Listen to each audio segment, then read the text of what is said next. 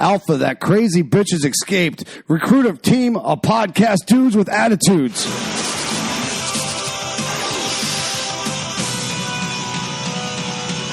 Go, go, Loki and Jabroni. You know what's fucked up. Go, go, Loki Jabroni. You know what's fucked up. Episode 9.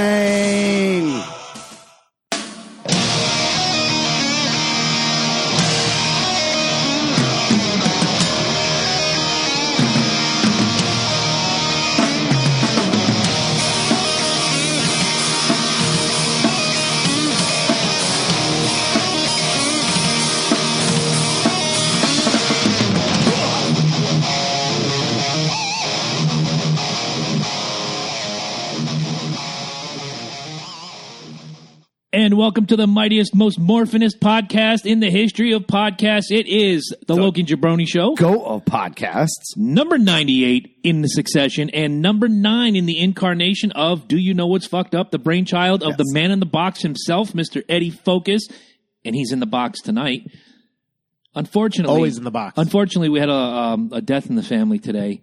Loki came home from his vacation to find that our old desk setup had breathed its last breath, and now we have a new setup, and it's very nice. I have leg room now, but we will never forget the contributions of the L-shaped desk and table, and I just want to say how hurt I am inside. I'm over it now, so let's move on. I am too. It was nice, but I'm closer to you now, man. It's always nice to me. And more importantly, you folks aren't staring at everybody's chin. That's true. We do like it. This is pretty freaking badass right now. I gotta say, the camera angles are very nice. Jabroni playing footsies with me is kind of awkward, but well, I would need a go-go gadget leg in order to do that, but that's quite all right. Or size 18 feet. In case you have missed it, and judging by the lack of response, maybe you have 2 weeks from now is episode 100.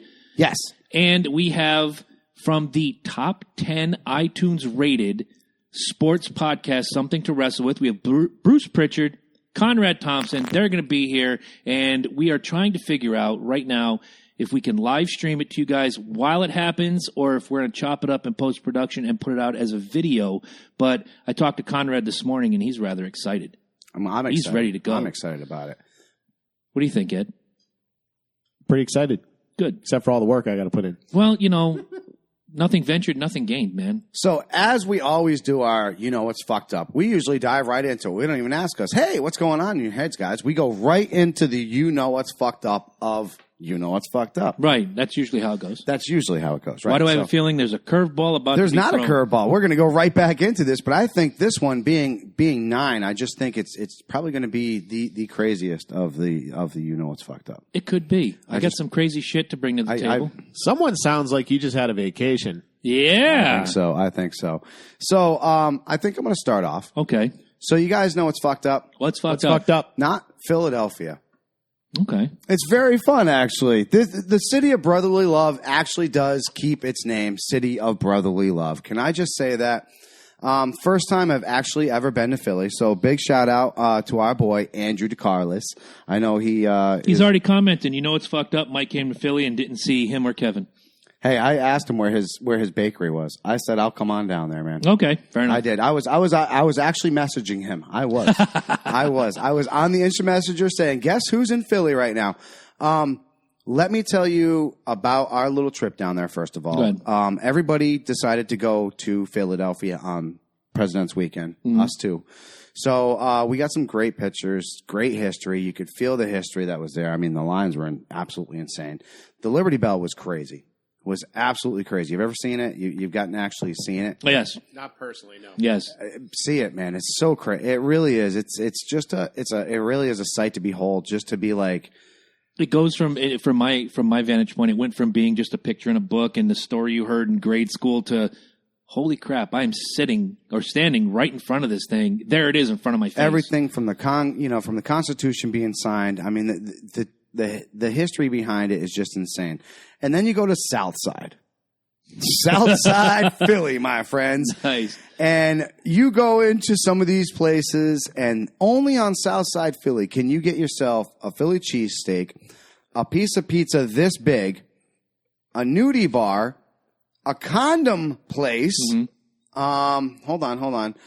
An all Puma pretty much establishment where they sold like, nonstop Puma, a music place, and there was like a couple other restaurants and a couple other bars. That was just one block.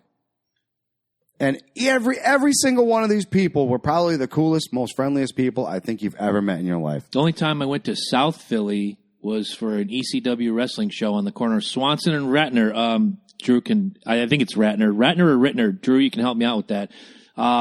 We spent most of the time around the Philly Stadium. Now there's Lincoln Financial and the Spectrum. We did like a sports weekend, and then you have to go to South Philly for the wrestling.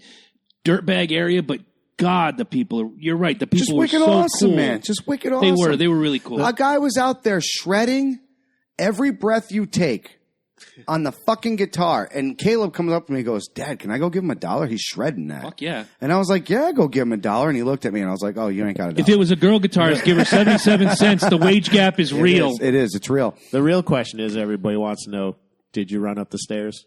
Yeah. No, I couldn't have done that. I couldn't. You could have, but you'd have died. No, I would have died. You wanted to, though, didn't you? But I will say this: Evan is half the size. Is actually greater half than Rocky. Rocky is a short little dude, man. Was that a life-size gimmick that you put in front of him? Stallone's not that I was tall. going to say, No. dude, I really got to see him in real life. Now, this does lead me to the what's fucked up part of my trip. You go through all this stuff in Philly, right? And you have a great, great, great time. And then you go to this place called Dave and Buster's in Philly. Now, you would think that Dave and Buster's, a.k.a. the fun place on earth, and also mixed in with the brotherly, the city of brotherly love combined, would make this the happiest fucking place in the world, right? I would think so. No. Okay. This is the most miserable place you can ever face in your existence, all right? First of all, my children go in there, my boys, right? So we decide to break off. My cousin Jim is going this way. Janelle's going this way with Evan, and I got my boys, and we're going this way. My boys can't decide what they want to do. All right, fine, whatever. So we sit around for a couple seconds, and I think, well, let me get a beer. I got this. We pay $15 to park, first of all. Right? So then Sounds like Providence. Right, thanks. Thanks a lot, guys. And then they give you a $7 coupon for food and drink, but the drink can't be alcohol. So you got to get food, right? Waste. So of a you're like, card. all right, fine. So Alex is like, you know what, Dad? I can have some mac and cheese. And Caleb's like, you know what, Dad? I could go for a milkshake. All right, well, I could save $7.50 if you guys go get it. So here we go. Here we are sitting on the outside. There's 3 people at the bar, 4 people at the host station, and we don't get served for not even 10 minutes. We don't even get looked at. When we finally decide to start walking away, somebody runs up to us and finally tries to grab our attention. I'm like, no, dude, we've been over here for like 10 minutes. We're Too good. late. We're going to Pat's. Fuck you. So, yeah. So I'm like, already, fuck this. I ain't get my beer. I hand the kids $20 each, right? To go get their cards and whatever. So the lady turns to him and goes, it's going to be 22. Well, because it's for the card fee and the taxes and everything else. So Alex goes, well, can I get a $15 card then? And she was like, no. You can only get it. There was like the certain denominations that you had to go. But I mean, she was just so miserable. You know what I'm saying? These people are just so just miserable. You would think if you're going to open up, number one, if you're going to open up an establishment that's based on food and video games, all right? Now, I ain't going to lie. The food service is probably one of the most miserable services that you can ever be in your existence. You have to be a special kind of human being to be in food service. You do. I served for 2 years of my life, and I'll tell you what, it takes the part of your soul away. It does. It literally, serving people. Any job with the public, period, I think. It sucks a part of your soul. It does. It sucks a part of your soul away. There's no doubt about it. Then you take on top of it video games. And like, you should have a win-win situation here. Unfortunately, fucking skee ball. It doesn't work. It doesn't work. Mark it down. Eddie and I agree on something. How can you be miserable when there's fucking skee ball? You can't. Dave, listen. It's physically impossible. Dave and Buster's, you have failed me once again. Your Providence branch sucks. Your Philadelphia, home of brotherly love department sucks. I mean, Dave and Buster's. Wow. Dude, all right. Do you know what else is fucked up about Dave and Buster's in general? Like, the last time I was there, I paid $9 for a tall Miller Lite. Well, that's a problem in and of itself. You know what a tall is? 22 ounces, by the way. That's bullshit. That's a 6-pack right there of Miller Lite, people. Not a mixed drink, and it wasn't. It was fucking beer on tap. Yes, on fucking tap. A beer, and that coupon, that $7 voucher coupon, don't count for that, buddy.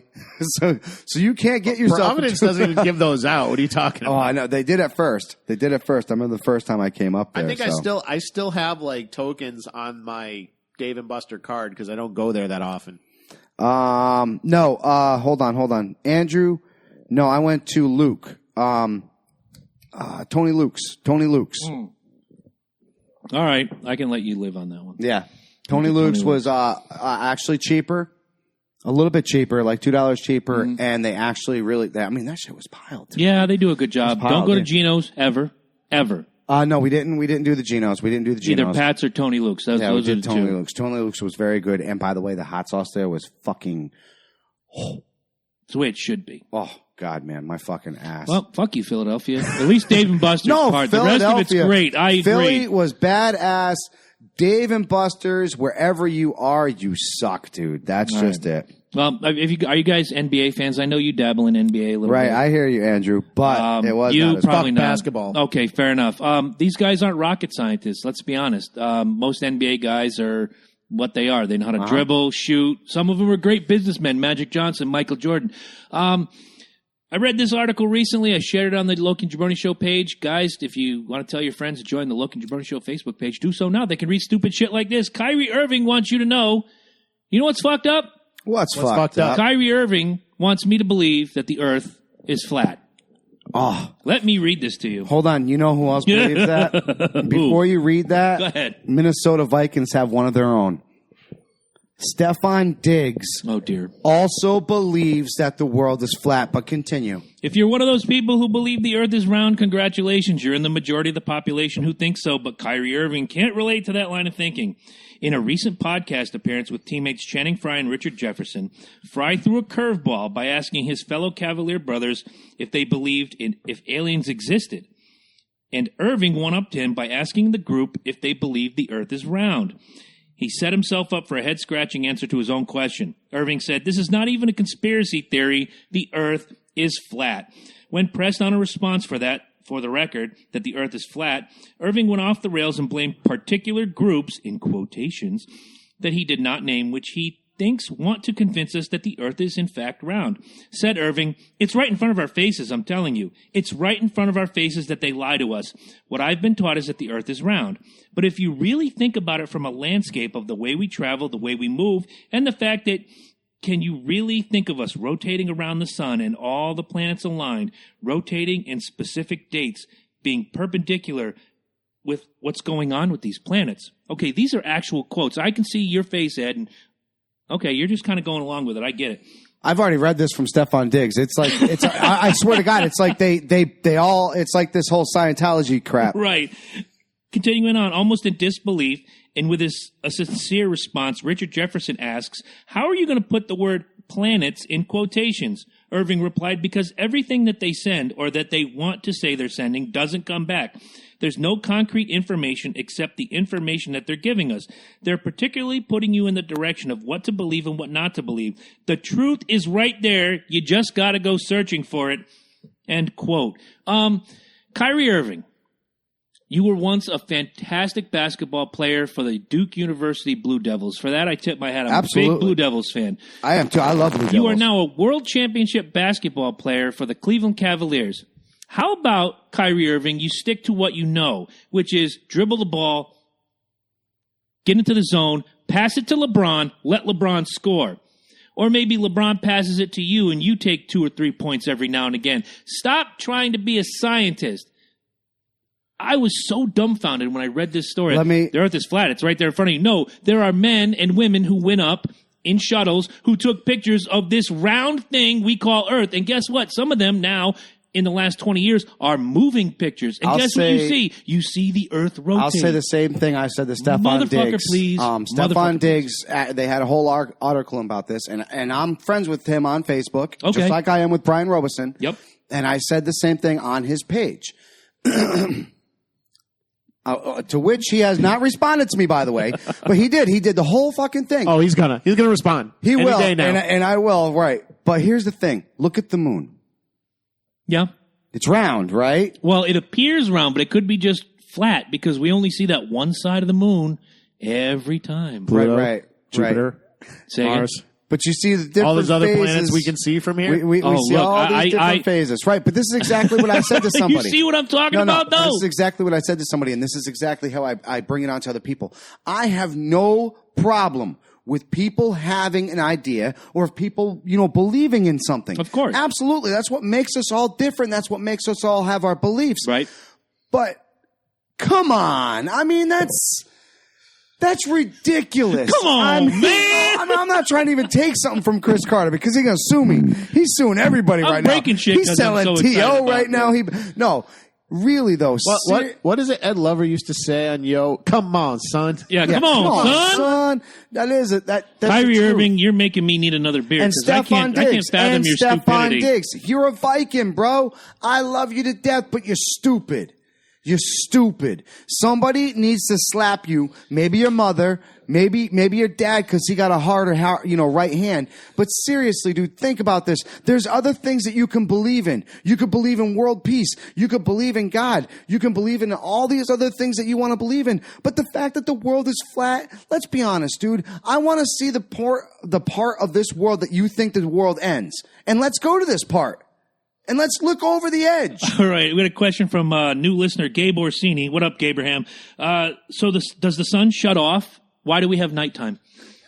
Somebody asked Kyrie Irving this question, and thank you, Gabe, because that's a fantastic question. Because there's a switch Where? at the end of this path. That's what I'm saying. He's got to take us to the end of the world where it is, and there's a switch right there. So there's a switch, and you can look straight down. So can Kyrie Irving explain to me why here in Oakdale, Connecticut, we're looking at darkness, but if we were to go on the other side, down the other side of the globe, say down the flatness, somewhere across the plains, we get to Japan, where it's middle of the day right now. How does Kyrie Irving explain to me or you or anybody with, I don't know, a quarter of a brain how this works?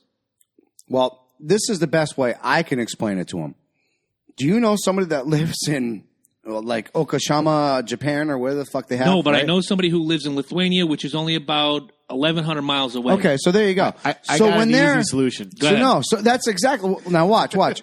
So when I am, say, at noon, which is daytime, and Japan or Lithuania, right, is at nighttime, how does that work? If we are on a flat surface, does that mean that they're like this and they're upside down perpendicular like this? I'm seriously, right now, as you're saying that, I'm trying to picture how does the sun rise and set if the world is flat, and how do we describe like the travel? Clouds? The original theory. Clouds? The How about original clouds? theory was that everything revolved around us. Right. That was the original theory. No, that was Indians. But Indians still believe this, by the way. simple solution to this problem. Everybody loves baby pandas. That's true. You can go on those Japanese websites where they got a camera on the baby pandas in captivity, like Ling Ling and all those. You can look right now, and it's probably daytime. Dude, you don't want to do that because then you miss the Loke and Jabroni show. I think my favorite panda video is the two pandas getting it on, and the one panda that falls out of the tree. You know, first I'm gonna play. Here it comes. I'm playing devil's advocate. Go ahead. This whole story is just proof that America is already great, and you can achieve really great things and be stupid. Yeah. At the same time, you can even be president. You can. So you can be a slot receiver for the Minnesota Vikings. You can be the point guard for Cleveland Cavaliers. And by the way, once again, it's Gabe, proof that everybody, despite intellect, is worth something. It's his first time, but he's chiming in. Gabe says LeBron is in charge of the switch. To make sure it's daylight everywhere else. Well, that would make a whole lot of sense because he's got a lot of people going, ooh. Yeah, and the world revolves around LeBron, if you ask LeBron. Fantastic. Well, can I say this, though? Now that we're living in a world of I alternative used to hate LeBron. Great I used to hate LeBron when he did the whole switcheroo to the Miami. Well, that was kind of bullshit. But when he said, I'm coming back to Cleveland and I'm going to get them a fucking championship. He kept his word. What did he do? kept his fucking word. I mean, yeah, you know what? We had the GOAT conversation about Tom Brady and everybody else. Let's have, you know what's fucked up? What's fucked up? I think our boy, the King, deserves to be called the King. I do. I think LeBron James deserves to be called I'll the give King. him. I'll give him the King. I will say this: the GOAT. What people used to say was the GOAT was Michael Jordan, right? I still say he that. had the flu and he won the championship. 6 of them, but one with the flu. But he did it all in Chicago. He did it with a very strong coaching staff and a very strong team. And one now, LeBron, and one coattail riding cocksucker named Scottie Pippen. what? Oh, we call him. He's the reason why. He's the reason why Pippen. basketball is bullshit now. Bankin' Pippen, all right? Bankin' Pippen. After the whole Pippen thing, I was like, you know what? NBA's fake. It's fake. It's fake. Well, when the basketball. Rockets signed him for It's like $400 It's fake bazillion basketball. and he amounted to a hill of shit, you kind of figure out Scottie Pippen was not the sum of the parts. He was a part. Real quick. And this is a quick breakdown. Let's not for get him, into 'cause it's- sports too much. That's what I got was gonna something say. later. That's what I'm going to say. This isn't the sports part, but I just want to say this. He took nothing. Cleveland Cavaliers would they have Love? And Love thought he was the shit. And Irving. And let's be honest, Love was not shit. All right, Love No, was he's a good crap. ball player. Right, but he's not the GOAT. He's not the one that's going to turn that team around. LeBron showed up and he turned it around. So Right. I got to give the devil his due. I've never been a huge LeBron's LeBron the fan. devil? Yes. Okay. He's the king, but he's the devil. I always thought Dick Clark was the devil. No. He's Beelzebub. Going back to the flat Earth comment. You love this, huh? No. It's relatable. Can to you put basketball. Stephon Diggs' face up there? I in am the whole, so glad I brought this up. It's relatable to basketball too, because part of our gravity depends on our rotation. So a basketball player could not succeed if the Earth was flat. Don't bring science into this because bring there's science alternate into science, there's alternate facts, there's alternate everything, there's alternate genders for fuck's sake. How do you spell his name? Who's his name again? Kyrie Irving, Kyrie Irving, Irving. He popped up at the top. Okay. and don't forget Stephon Diggs. Because he's just as dumb, believe me. And he's in Minnesota Vikings, and I think he's a great athlete. Pull up the search. First thing that comes up, Kyrie Irving explains those Earth is flat comments. Yeah. In your Yeah. Google machine, nice. And Bill Nye is counter.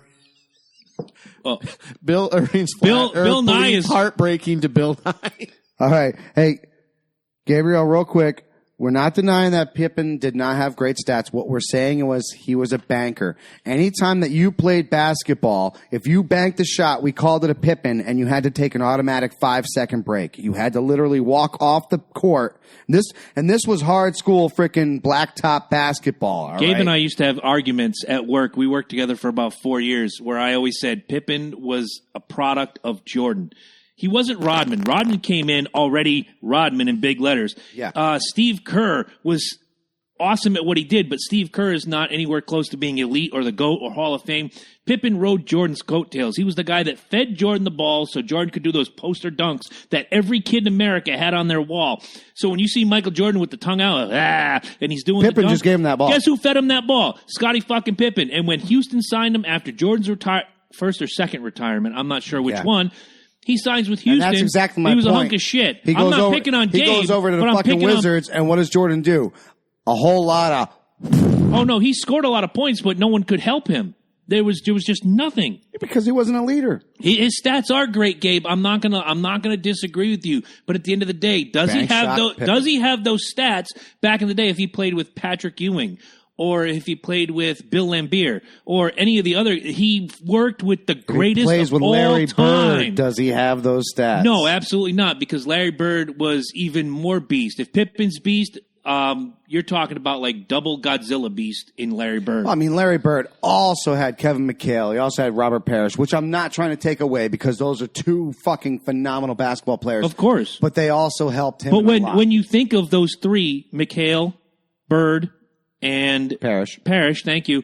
Who was feeding them the ball? Danny Ainge, Dennis Johnson, Jerry Seasting. There were those guys that were they were there Absolutely. to do a job. Set the pick, feed Bird, feed Parrish, feed McHale. Exactly. And Pippen's job was to feed Jordan. So what do you got, my friend? Yes, Eddie, it's your turn. Stop dicking around on the Google machine. Yeah, he's looking. You sent me on a task. He's searching. Yes, I. Oh, my bad. He's putting it up. He's putting it up. So, We'll dive right in. We'll get Eddie all a right, double shot. that works for me. That works for me. So, Six Flags New England, Yes. right? I love that place. I know. Fucking love that place. Finally, by the way, I'm actually excited about this. You know what's fucked up about Six Flags New England? What's fucked up? They have 2 boomerangs in there. You know what a boomerang is? For those of you who don't know what a boomerang machine is, the old school, Goliath. Right now, you know the Goliath machine? Yes, I That's love boomerang. that ride. Lift it up, come around, spin around, do this little doohickey, come back around, boom, boom, boom. There's 2 fucking boomerangs, ladies, Okay. people. 2 boomerangs. Sure. The flashback and the Goliath. The Goliath is a gigantic version of the flashback. So why do we feel the necessity to have 2 of these boomerangs? Here comes my devil's advocate for the day.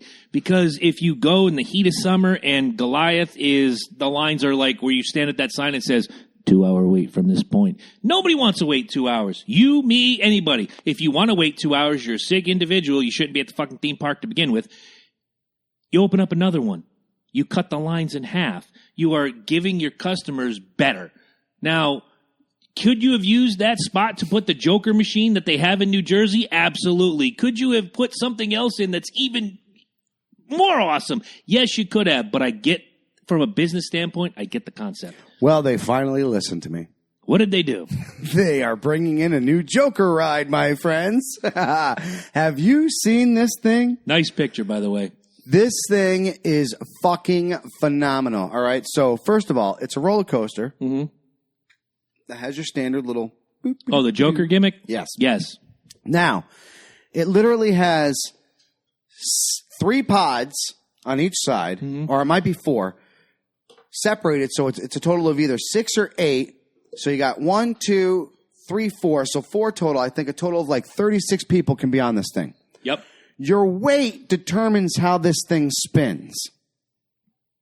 Ooh. So you are literally going through the roller coaster and you are spinning at a G-force rate depending on your weight. And it's not just your weight. It's the weight of everybody else. On there. You know what's fucked up? The fat kids get the good ride. Yeah.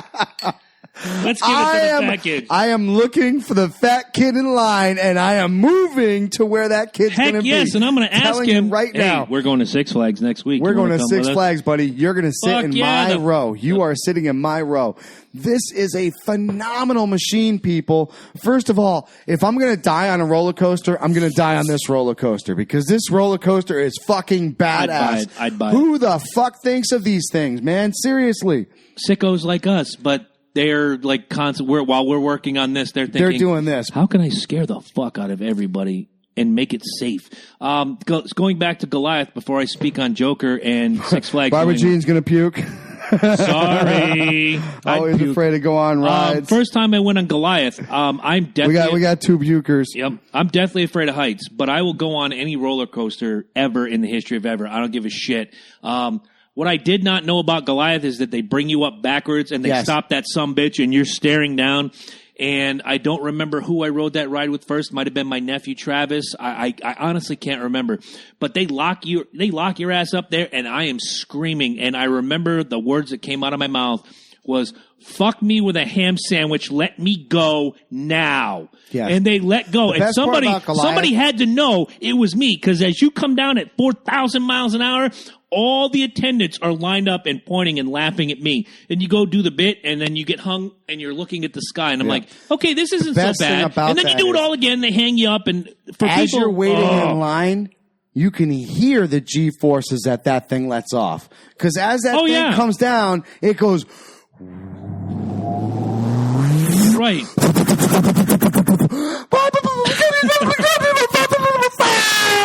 And the best part is there are lesser theme parks. Yep. There are lesser theme parks like Lake Compounds who have something similar, and my daughter and stepdaughter got to ride something like that, and they were all afraid, and we're in the line, and they're in tears, like, I don't want to do this. I'm like, when you get off this ride, you are going to be like, I just conquered fucking Mount Everest, and your chest is going to be out. And I'm giving him the pep talk. And and we're all sitting next to each other. I'm in the middle, Emma on one side, Madison on the other, and they lock us up tight at the top. They're not crying anymore. They're laughing at me because I'm like, oh, God, please just let me go. Fuck you. I hate this part. Zooms.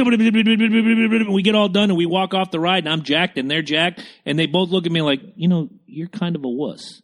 Do you know that? An 11-year-old and an 8-year-old are like, you're kind of a wuss. I'm like, fuck you. You were crying getting onto the ride. Fuck you. I'll tell you what. No shame in my game. Out of all these rides, anywhere near them. Out of all these rides, I won't go anywhere near them. I have a heart attack.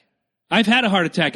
These rides are fun compared to a heart attack. Yeah. This ride, you got to go on it. You got to try it once. I'm going to have my phone out for this one. I am. I'm going to totally do it. Oh, they'll kick your ass out of the park for that shit. I'll tell you, I know they will, but it's going to be so worth it because this ride's going to be badass. The one ride I dare say I probably would not go on. Gabe, thank you. The one ride I will not say I probably would not go on is, you know what it's called the Tomahawk. Which is? It's a spinny thing, right? Yeah. And then it rocks you back and forth. Yeah, that's not so bad. No, it's not. Did you see the new Tomahawk? No. 360, dude. Imagine that. You remember how high you used to get on Tomahawk and you're like, oh my God, it's almost going to flip. But it never flipped, right? It never flipped. You got like the new one? No, the new one does. It holds you upside down and it spins you like that it drops you and flims you. Fuck yeah, I'd try it. That is fucked up. I'd try it twice. I think that's probably the one thing I might want to skip. I'll tell you the one before. I know we got Ed for a double shot in just a second.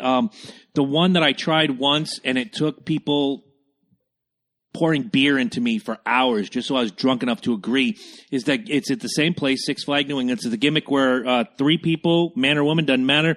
You lay on this little platform and you lock your arms and they drag you up about 10,940 feet in the air and you're on a string with a bolt and one guy is in charge of the ripcord. And then I'll do that shit all day. Oh, fuck Free me. fall? I love that shit. I love that shit. No. I got my brother-in-law so good. I was like, you ready, dude? On the count of 3. 1, 2, rip.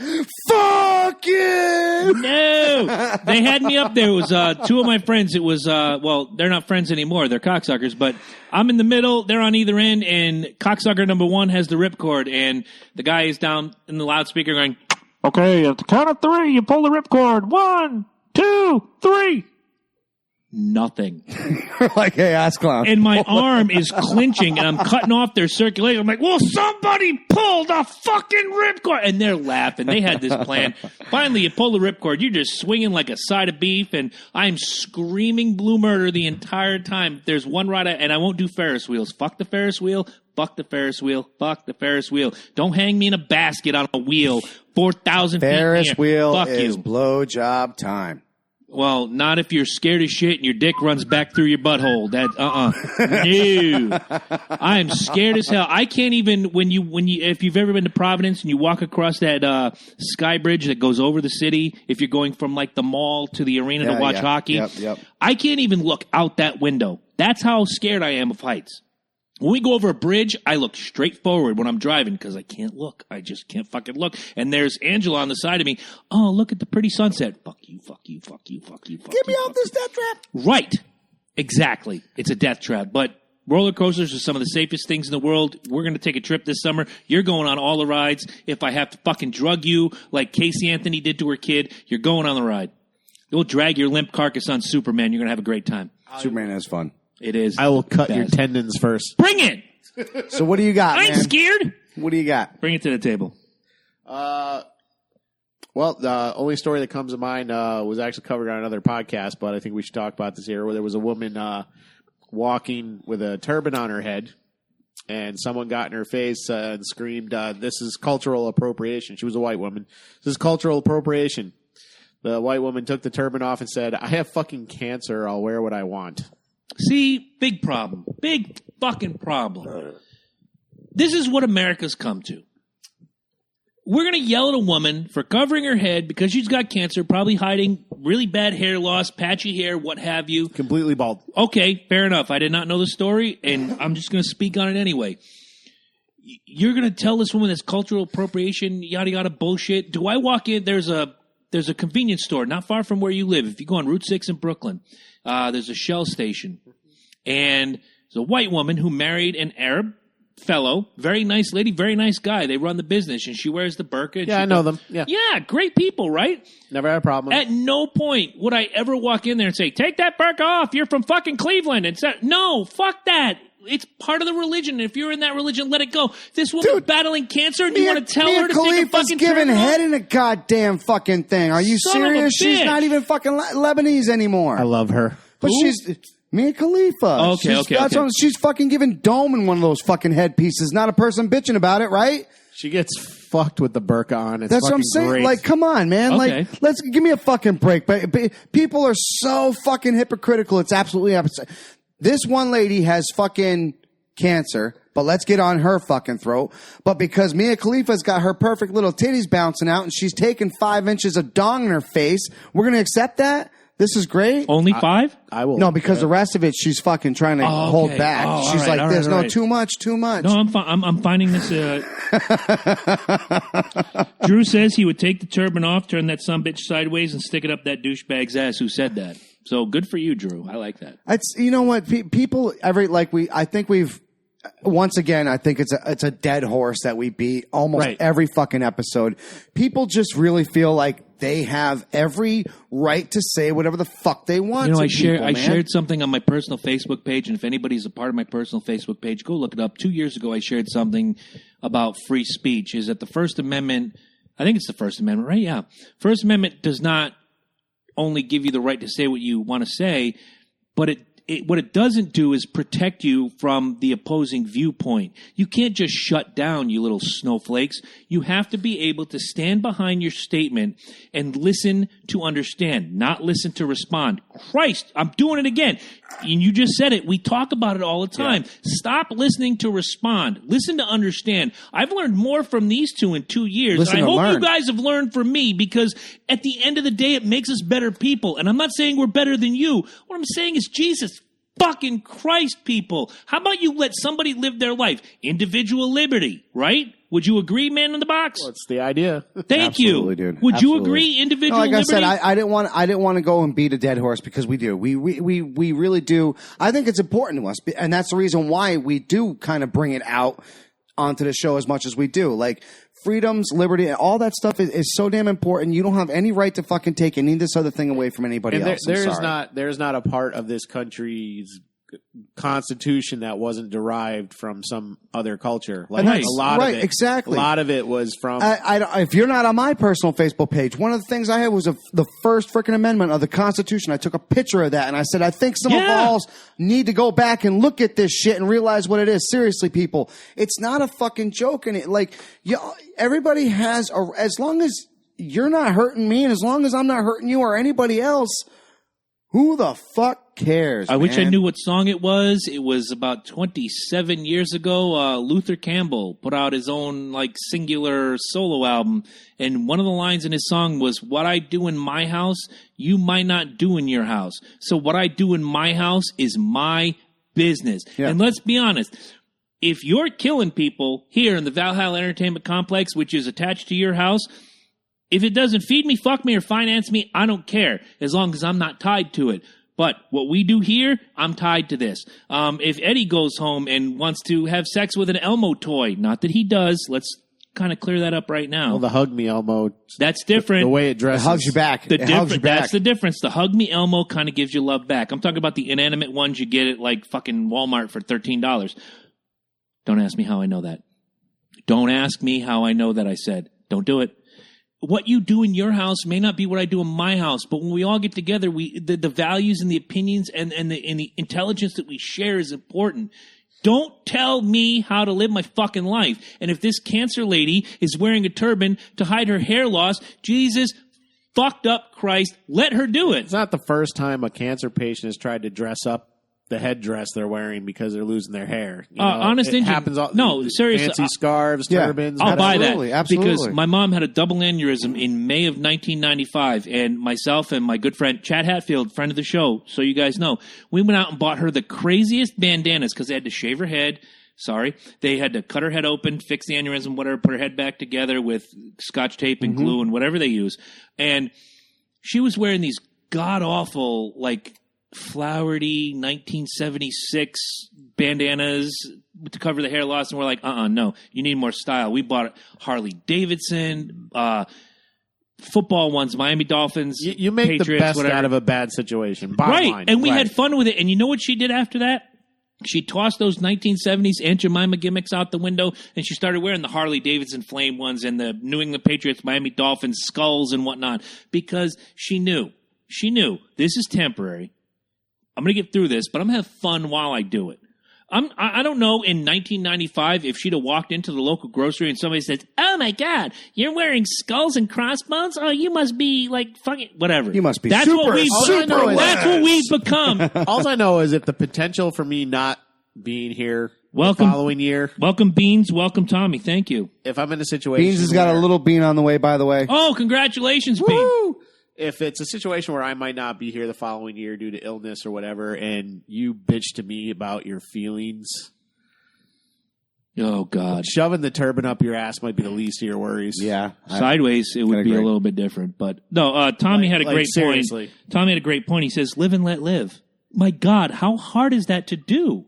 How hard is that to do? Look, Ed and I don't agree on music. We don't. We're on opposite ends of the spectrum. But you know what? He digs his shit. I dig my shit. Tommy Summers in the house. That's what I'm saying. Tommy and I get along musically great. Eddie and I, not so much. But Eddie and I get along great in other subjects. And that's what makes this work the way it does. And I don't Jason Lyon. I don't yes. necessarily That's why we go say on that. Mondays, because Mondays suck balls. This is how you break the Monday monotony. And if you listen to us on Saturdays on Google Play Music or iTunes, you're missing out because the live feed, this is how you break the Monday blues. Right here. On the weekend, you were listening to us hungover. Right. Yeah, exactly. Saturday's our hangover. Monday is whatever. Now when we have the case of the Mondays, it's a good thing. Look, not everybody has to like Kiss, and not everybody has to like Aerosmith. Not everybody has to like you wearing a turban, and not everybody has to like you wearing a zip-up fleece, and not everybody has to like you wearing a Big Poppy shirt. Not everybody has to like a Bootio's fucking thing, but you know what? At the end of the day, unless you pay me, fuck me, or feed me, I don't care what you think.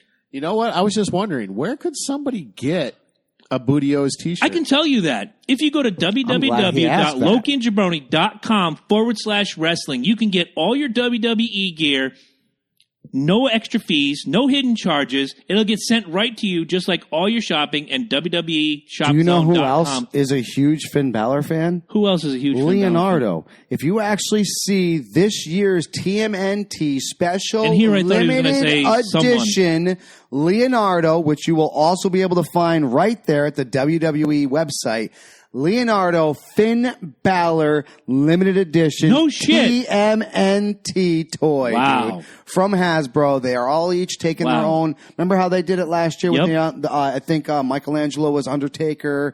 Somehow I just made the list. I don't know how I did it. But this year they're doing. I think they're doing a whole lot of different ones. But Leonardo Nice. will be Finn So- Balor. Do you know what I miss doing as a kid, though? I miss, like, putting on the belt and pretending to be the champion. Oh, heck yeah. We used to make, before they mass produced them, we made our own. We would cut up every board game box we had and make the belts, like, to scale. You know It what's was awesome, great. too? You know what's awesome, too? What's Today, you can get 40% off those belts. Great call. It's going to end tonight, but you can get 40% off WWE Championship Nice. belts. Really? Fuck. So on that I note, ain't got if no you money. want all your WWE gear, do it now. I can put it Go on my through PayPal. I'll put it www.lokiandjabroni.com. on my PayPal. Do it /wrestling. And I'll if- wear that shit every It's on week. the homepage. You just go to the homepage and click the WWE link. Tommy Summers, you should get free shit from Jericho because you had him on your show twice. Tommy, Twice. chime in on the Diggs things, by the way. I think you just signed in. What dicks? Diggs. Oh, Stefan Diggs, yeah. Stefan Diggs. Chime in on Stefan that, Diggs my friend. thinks the world is flat. What do you think? I mean, I love Stefan Diggs, but I think. Will, you cannot get a signed snooker shirt. I'm sorry. All right, so it's on to you, my friend. All right, well, I got to leave the live feed, and I'm going to bring up the next one. Mine's already right here. All right, well, look, none of us know what happened to us when we die. Would you agree? You've not died yet. You've No. not died yet. No, I thought I did. I read this. I got hit by a car. Really? When did you get hit by a car? You didn't know about that? I did not know about that. Yeah. Back when I lived in the projects. I don't know how many times I got to apologize for that. Sorry, Ed. So back in it, this is a little known fact about Loki. Sure. In case y'all didn't know. Now you know. I was in junior high school, 7th grade, and for some strange reason, we were searching through my parents' Impala, and we were trying to go to grade skate. So we were looking for loose change, my parents' Impala, because that was like what? I think it was like $7, 7 to 11, right? Or something Give or crazy. take back in the day. Yeah, it was nothing. There was an entry fee, then you had to rent the skates. Right. Yeah, so yeah, all right. told, it was like $11. That's what I'm saying. It was like nothing. It really was nothing. So somehow when we were shifting around, the shifter got hit into neutral. These are old school cars. Remember, you didn't have to have the brake pushed in. You didn't have to clutch it. It could Right, just, exactly. So as it was happening, somehow the car started rolling. Now I'm seeing me getting my ass whooped. So here I am, a very smart, very skinny, 150-pound Loki decides to get behind a 1970 Impala to try to stop this thing. Hercules! Yeah, no. I got hit. I got completely ran over I'm not by laughing this at vehicle. you. No. I'm laughing at the thought. More like Judge Doom and Yeah. Who Framed Roger I'm Rabbit. laughing at the thought that even I was wiry as a kid too. That you went, I can stop this vehicle. No. Here. The only reason why I thought I could stop this vehicle is because I knew I was going to get my ass whooped. That's why I thought I could stop that fucking vehicle. All right. That was the only reason why. But yeah, no, it sucks getting hit by a car. I can imagine. It's not fun. Well, But that was close. I literally saw stars. I saw black for about maybe 2 seconds. And I remember seeing the house because when I got hit, I remember like getting sucked underneath the car and everything else. I remember looking at the house, and the house had red across it. Remember how bad those painters were at the projects? you guys are killing me. I thought this was me. Before they changed them all with the siding and everything? Yeah. So I thought this was me, and this guy they just painted it, but they were so bad, like there was red splatter everywhere. And I'm literally underneath this car, and everybody's trying to calm me down. And I'm like, is that my blood? And Well, they're you like, stopped the car with your body. That's pretty good. they're like, no, dude, that's paint. Okay. Oh, no, I didn't stop. The car dragged me. The car literally dragged me You guys are like killing this 25 right now. feet. It really has. But go ahead. So- I'm just saying. I've been there. When I was at the I've been there. dealership, I have got my foot run over by a car, and I was actually kind of surprised that it didn't hurt so much. I've run over my own foot before. yeah, it's because you have a lot of air. doing A lot of stupid air. shit. And an oil changer, just like not pay attention and like hit the gas while I was talking. But I was to him close and ran enough. over Oh, and I had a my- blood All right. clot almost go to my heart. So that was close to death. That was close. That to was death. close to I'm death. glad you didn't die because then this would be the Jabroni and Jabroni. But I was going to show. say, but I've been there. I've been like there. Okay. I've been there. This would be Jabroni just yelling. But I'm into just a not webcam. dead. I'm not Probably. dead. Chopping wood! Anyway. I'm not dead. The book is called Biocentrism: How Life and Consciousness Are the Keys to Understanding the Nature of the Universe. It's written by a guy called Dr. Robert Lanza. He was voted the third most important scientist alive by the New York Times, which should tell you just how fucked up this guy is. He claims that when you die, your cognizance, your spirit, your soul doesn't die with you, which goes into what we talked about around Halloween time, which was spirits and ghosts and Yeah, shit. yeah. I found this to be largely bullshit. Everything's a theory. Let me read the title of the article. Quantum theory.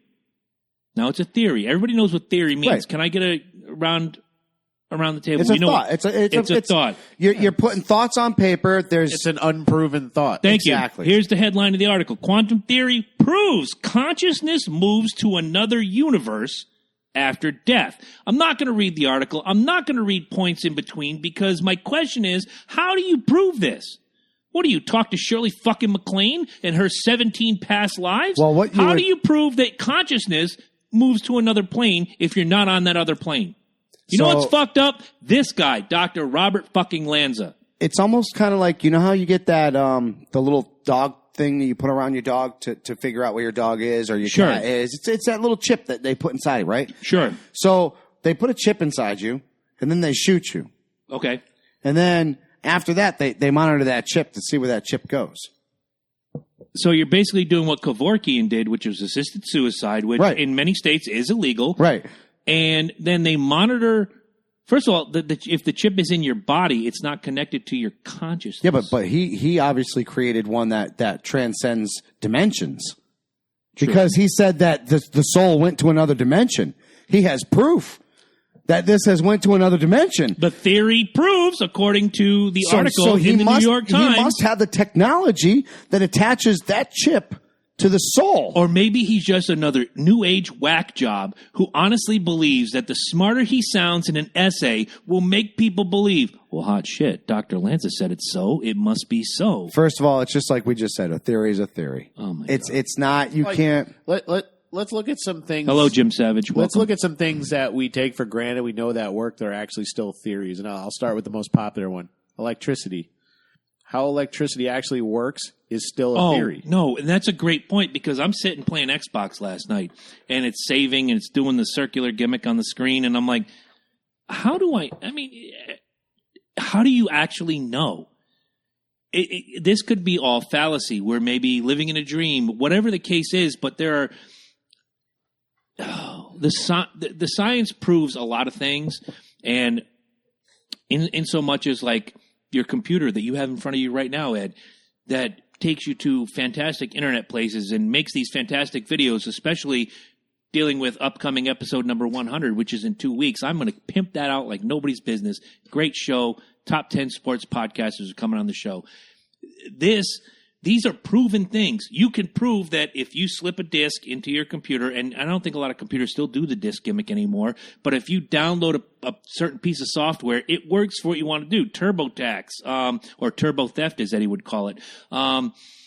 Music download file gimmicks, anything. It's proven. You can see it in front of your face. How this doctor can come at people and be printed in the New York Times, which supposedly, I don't believe in the New York Times. I think the New York Times is bullshit. I will stand behind the Washington Post. It's a former newspaper. It is. Now it's just a fluff piece for Donald Trump.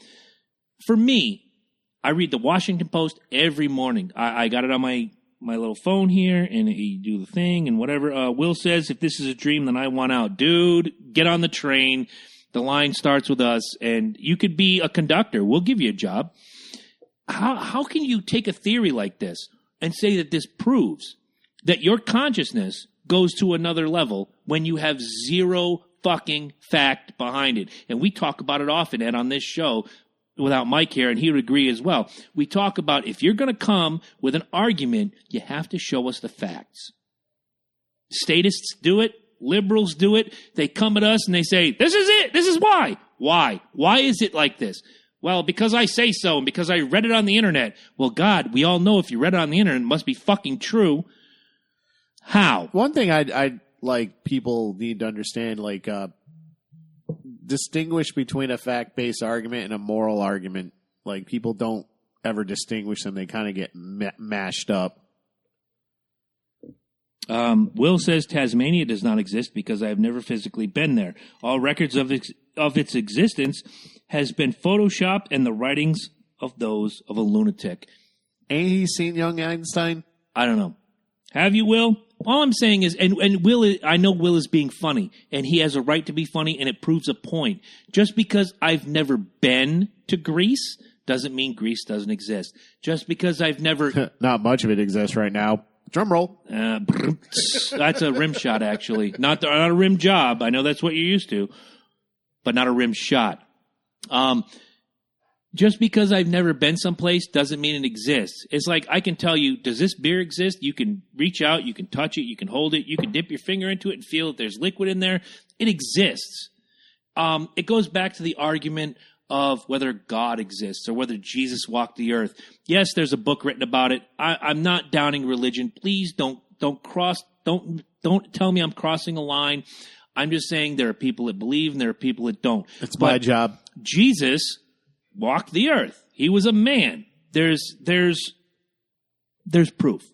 But when you tell me that my consciousness, should I drop dead right here, that'd be good for ratings, first of all. But if I drop dead right now, none of you, not Ed, not Mike, not any of you watching or listening on our audio-only formats, can tell me what happens to my consciousness. Well, the soul rises to heaven and this and that. Those are all theories. The problem with a theory is that it's somebody's thought process without proof, without structure. You can't prove it. I can prove that this microphone exists. I can touch it. I can use it. Here, watch this. This microphone exists. Wow, how about that? It worked. It's real. But I can't tell you that if you drink blueberry cherry surprise that your fucking liver is going to fall out. I can't tell you that because I don't have the fact in front of me and there's nothing to back it up. I don't know what else to say. I really don't. I'd have to read the article to really comment on it. I will send it to you. I don't know if he's promoting a theory or if he's promoting a conclusion. If he's promoting a conclusion, all right, I got to read this. I'd have to see the data. From Tom, first of all, go ahead. You first, and then I'll read Tommy's If you're saying comment. it's a theory, if you're still calling it a theory, it's not proven yet. But I read you the headline. The theory right, that's what I'm proves saying. But you can't say that. You can't say Theories theory don't prove anything. Exactly. Thank you. Exactly. Beat me to my point. Thank you, Eddie. Tommy says the problem with the internet is that too many people take one or two sentences out of something they read.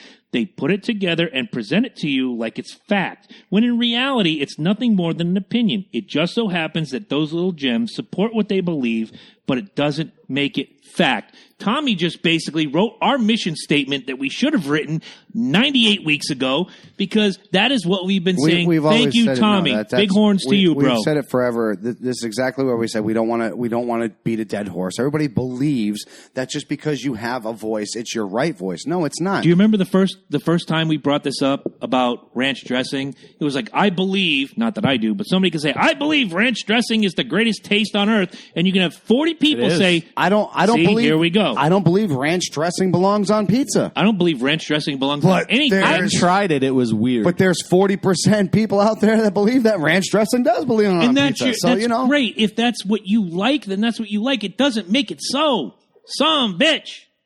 See, this one thing that drives me nuts with the news. Vinnie Vincent saved Kiss. With the news and science, it drives me nuts is like associative studies and controlled studies. They tend to get pushed as associative studies tend to get pushed as fact, and it drives me nuts. And with an associative study, you can prove anything. Okay, so you take a sample, you look at a few things. Well, this shows this. Like they tried to say too much baking causes a heart attack. It's an associative study. The only way to conclusively prove that would be to lock somebody in a chamber and feed them bacon every day. Every day for the rest of their lives. Like you can't turn around. Like what if say Harry was healthy every day of his life and never had bacon, and let's say Larry had bacon occasionally all of his life, and then all of a sudden they started doing this test. Well, Harry dies and Larry doesn't. Well, Harry was not used to having bacon his whole fucking life. You know what I'm saying? That you can't. These are tests that you know what I'm saying. You can't. Every one of these is not the same. You just like you said. But people go nuts with these associative studies. Right? Absolutely. Does anybody know who Jim Fixx is? If you were a kid of the '80s, you remember Jim Fixx. He was the jogging guru who told you that if you lived clean and didn't smoke and didn't drink and didn't do all this stuff, and you jogged and you got your heart rate up, that you would live a longer life. Does anybody know how Jim Fixx died? Dropped dead of a heart attack. Yeah. When did he drop dead of a heart attack? While jogging. Thank you. Everything's a fucking theory unless there's science behind it. And maybe he had heart problems in his past. Maybe it's hereditary. Maybe whatever. But Jim Fixx truly believed that if you... Maybe everything he believed was bullshit. Exactly. Yeah. And now he finally tried something. Nothing is concrete. Everything, and this is another thing I took away from these guys. There's some black and there's some white, but you know what? In between it, there's 4,000 yards of gray that is going to induce two things. One, either intelligent conversation or absolute knockdown, drag-out arguments because people can't see past their own bullshit. Exactly. And then there's groupthink. Will says, if you're surrounded by a group, you start to believe things that group thinks. Will says absolute bullshit, and I'm going to read it, but he's playing a role right now. He's doing devil's advocate. Let's all agree that without the Boston Red Sox, the New York Yankees wouldn't have any place to buy their great players from. I'm not going to go into this argument. Baseball season, we're going to have our. It's not here yet. I'm trying to get Larry. My show, no sports. I'm trying to get Laritz for Jim Laritz. By the way, if you guys are first time watchers, we had Yankee great Jim Laritz on the phone to go over the 2015 World Series, trying to get him back for the season opener. So We're working on that. And you get to hear from an actual baseball player and not just some drunken idiots who sit and watch baseball for a living. Thank you. So that was my take. But that's why people watch, to see drunken idiots talk about baseball. So, but you can't convince our women of that. King Kong. Bundy? King Kong, the movie. Oh, okay. Is being remade again. This is now the... Wait. You mean the Skull Island? The Skull Island, right? It's already. I think it's we're like a couple weeks out, right? It's not a remake. It's a reboot. No, it's a quasi. It's not a sequel. It's in the same universe as the Godzilla movie. And this is my point that I'm getting at. Okay, so here we go. We have already had 2000 straight up give us the Jack Black. Whatever, Okay, now that I'm glad you mentioned it wasn't that. A bad movie. It was kind of long. I was just going to say that movie could have been 35 minutes shorter and had a better punch and a better effect on people than which I consider the best, the 1976 version. So here we go. And of course, they're going to go through this whole story again. All right. So let's be honest with you. Okay. This whole movie is going to be about Skull Island. Okay. And it's probably going to be him beating up a T-Rex again. Okay. Just like in the other one, which he beat up, 2 T-Rexes, if I recall, and a couple weird, in every King Kong movie, he fights with some reptilian thing. Right, exactly. You know what'd be great? In just one movie, King Kong fights like Hulk Hogan.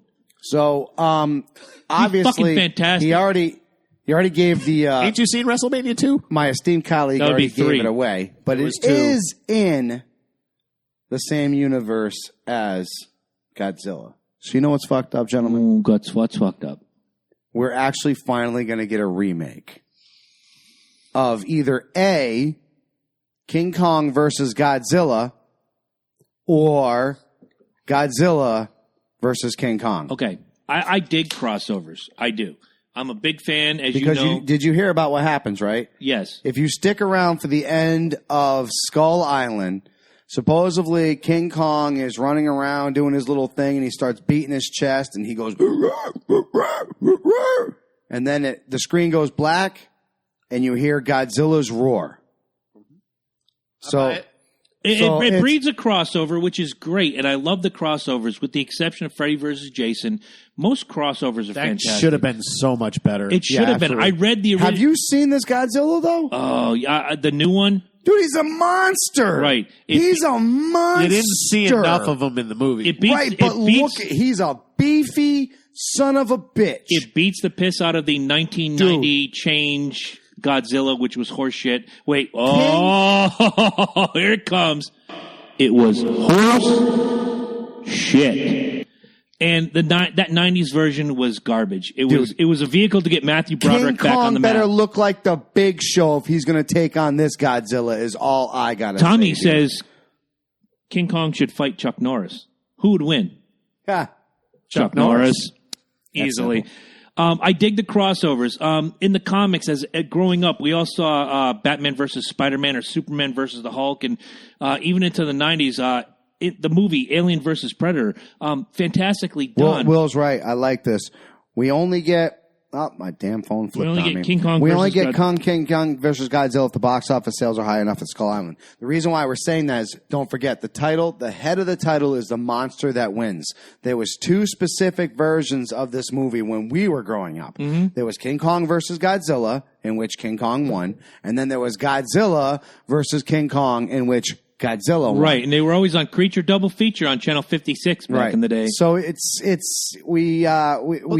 Here's the thing. This is why I'm optimistic. I don't know if you heard of the next Godzilla movie they're playing. We're going to get some Rodan action. Mothra's on the poster. We're supposed to get some Mothra. Gotta have Mothra. You gotta have on Mothra. the poster. Rodan, Ghidorah is supposed to be the villain. Mm-hmm. What is it? Rodan, Mothra, Ghidorah. I heard there was one more. It's supposed to be what's his name? It's I'll find it. Anyway, it's Godzilla 2, King of Monsters. And they promise we're going to have more Godzilla. They had to cut some of Godzilla because Bryan Cranston is expensive. Is he really? Yeah, I could see that. Dude. He was in that movie for 10 minutes. He was the best part of that movie. We'll find out. Well, let's hope he doesn't do that in Power Rangers, man. Right.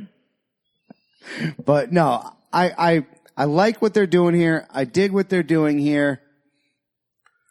If done right, it'll be fantastic. Right. But it has potential to be done very, very poorly. I think what I'm getting at is when is enough? When are we going to just say, hey, can we stop doing these remakes? I can tell you when at one point we should have stopped. And I think Ed's going to agree with me. The Ghostbusters reboot. Absolute garbage. I don't even want to talk about Eddie, I want you to say it because I'm going to hit the button. No, it's a waste of echo. All right, fair enough. The problem I had with that movie was it just seemed like they were just constantly trying to outdo themselves joke-wise. Whereas the first Ghostbusters, the puns and the jokes came natural. So natural. You had natural comedic geniuses. This one seemed forced. Everyone in that movie, with the exception of maybe Ernie Hudson, had a history with each other. Right. You know, and even Ernie Hudson kind of flowed into it with everybody after a while. I thought he was great. He's great. That's a big fucking Twinkie. Originally, he was supposed to be Eddie Murphy. Tell him about the Twinkie. Right? What about the Twinkie? But see that Bill Murray delivery, you can't get that anymore. Exactly. Any movie, the thing with the new Ghostbusters, any movie that can make Bill Murray unfunny, and he was unfunny in that movie. What little bit he was in. Can I say this? We're sitting here just within three lines. We just did the original Ghostbusters 3 times. Can you think of one line from the new Ghostbusters right now? Yes, Dan Aykroyd's the one that delivered it. He was the funniest part of the whole movie. He was, actually. One of my favorites from the original was when they were talking about shutting down the power grid. And if Dickless over here hadn't... Is this true? Yes. This man has no dick. You know what's better? Yeah, if you get like the special edition Blu-ray, DVD, or whatever, watch the outtakes of that. Bill Murray said something different like each time. You know what? I'm going to go out and find that. Because I dig stuff like that. Just recently, literally, they use some for like the television version because obviously can't say right. Yeah. But he said all kinds of weird things, and like you can hear everybody in the background laughing. Right. I just bought one of my favorite '90s movies on DVD 3-4 nights ago. Was Mallrats. I'm a big Kevin Smith fan. I really am. Oh, you know what? That'll be on. Know what's fucked up? What? Mallrats or Kevin No, Smith? go ahead. And they have an hour worth of deleted scenes that I sat and watched and it was hilarious. And I thought, if they'd have just put that in the film.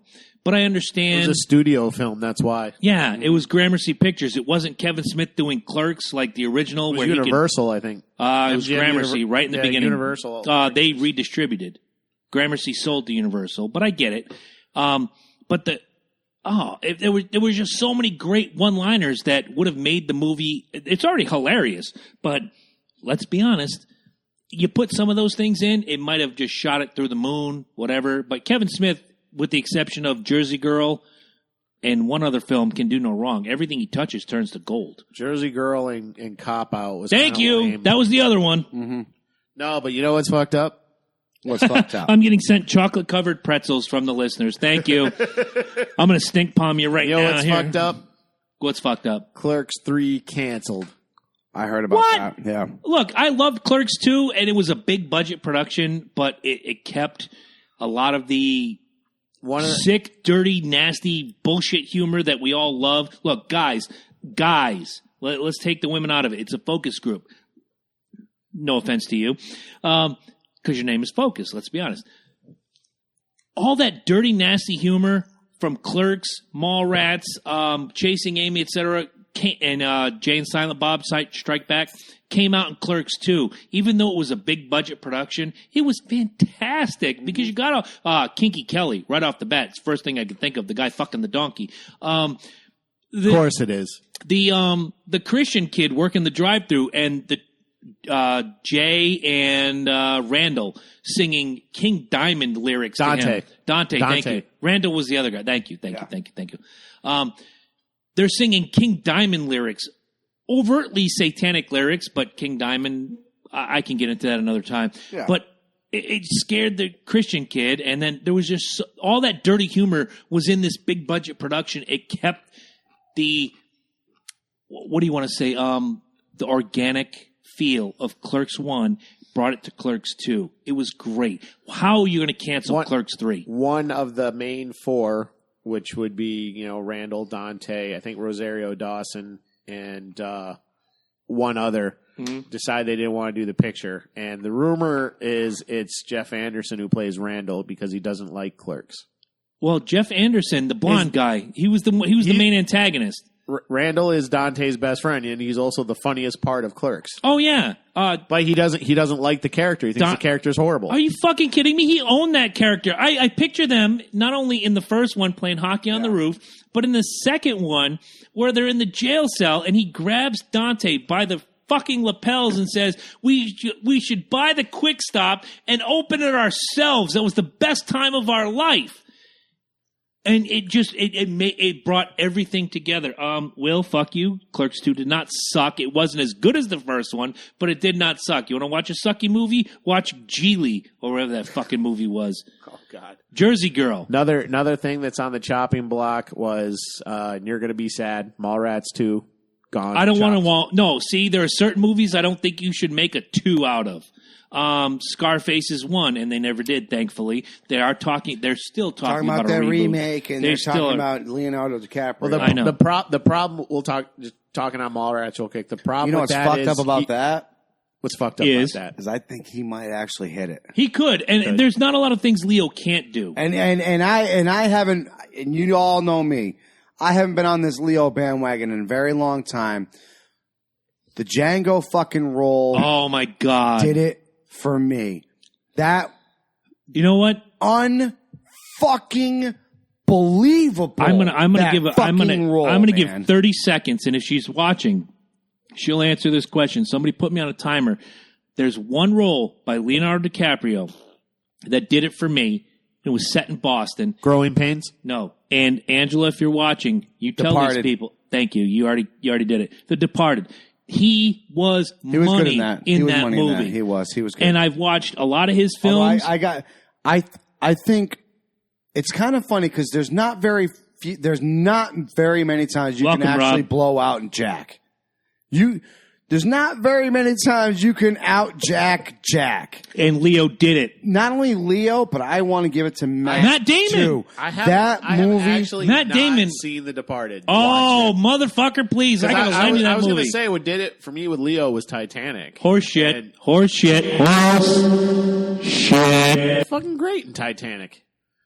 He was okay. He for what he was supposed to be, I'll agree with it. Here's the thing. I've been fighting the Titanic hate my whole life. Titanic is a great movie. No, I'll agree with you. Titanic was a fantastic fucking movie. I don't think Leonardo DiCaprio is the best thing about that Wrong. movie. I think Billy Zane was the best thing about that movie. Colonel Sanders, the gold Colonel Sanders is the best thing about Titanic. Hit the button. The gold Colonel Sanders. Horse shit. I thought Billy Zane as the villain made that film. He was the reason why greatest role that Billy Zane ever played. Blood Diamond was good. Don't say Phantom. Don't say Phantom. Is the demon from Tales from the Crypt. I'll buy it. Yes. He was badass in that. Fucking love that movie. I watched Titanic the other night. In that. I watched Titanic God damn the it, other all they night. do, give me with the key. Little po-dunk, motherfuckers. Not only is he slapping his woman around and telling her what she should do, and then when the ship is sinking, he's trying to buy his way onto a boat, and he steals a baby, and he does that. Billy Zane, for that time, 96 when that movie came out, was the quintessential villain. You paid to hate that guy. Do you know why I have a soft spot for Billy Zane? Because you're gay? No. Okay, I'm kidding. No. Billy Zane was he was in every movie, well-established actor. Yeah. Still showed up to do his 3-minute bit parts in the Back to the Future series. Yeah. He was in all three of them. It was one of his first roles. Yeah. And he still showed up to play his little bit part for Robert Zemeckis.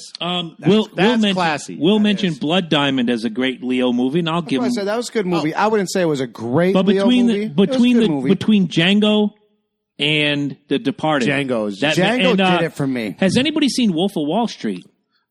That was fantastic. And so was the Dream one that he did. Insurrection, Insurmountable. Insidious. Thank you. No, not Insidious. That's the horror movie. In Gimmickry, in Your Ass. I just obviously none of us care that movie that much, That's what I so was disqualified. somebody chime in. I know what movie you're talking about, though. I actually think that movie is so He overrated. did Shutter Island, which I thought was really good too. Until the end. Exactly. I'll buy it. No, like I mentioned this before. Gangs in New York, great fucking movie. Gangs in New York was good. Like I Long said, movie, my but great thing movie. is Inception, says Jen. Yeah, it is Inception. And that is what it is. when I watched him, best Leo. Tommy Summers says best DiCaprio movie is This Boy's Life. I've never seen it. I am now putting it on my watch list. You can't see it. Why not? Is it that's featuring John Cena? Ask him if that's the movie that him and Tobey Maguire keep trying to ban. Okay, Tommy, you heard it here first. Chime in. Go ahead, Mike. No, Django was it, man. Oh, my God. You know that scene? Him looking at we serving white cake, right? How can we white get cake. Gilbert Grape. That was fantastic, but he was a great, bit Matt. player. When he slammed his hand down on the table, a lot of people don't realize that he actually cut his hand on the glass. Mm-hmm. Now, he kept acting. Do you know they used that scene? Of course they did. They used that fucking scene when he cut his fucking hand on the table, if man. you nail it, you use it. And he nailed it. And he fucking nailed it, And I'm dude. sure that I'm sure it. the director yelled cut and whatever, and he held his hand. He was like, son of a bitch, motherfucker, cocksucker, whatever. And they wrapped him up and whatever, and they're like, oh, we're using that shit. Dude, when I first heard Leo was going to be in that movie, I was like, oh, he's going to be the good guy. He's going to free Django. He's going to do all this shit. And then when he played the part that he played, I was like, first of all, my jaw went like this. Oh, yeah, without question. And then I picked it up, and then I was like, yeah, I can buy this shit. And then he got so fucking racist, and then went again, and I was like, holy shit, Leo, you're drilling this shit, dude. Do you know what I loved? This might sound like a little thing, but that scene when he walks in and Samuel L. Jackson's sitting there, sipping on whiskey or whatever, and he's telling him everything that's going on. The way, like, that character, like, humbled to the Samuel L. Jackson character, like, you really think so? Yeah. Really?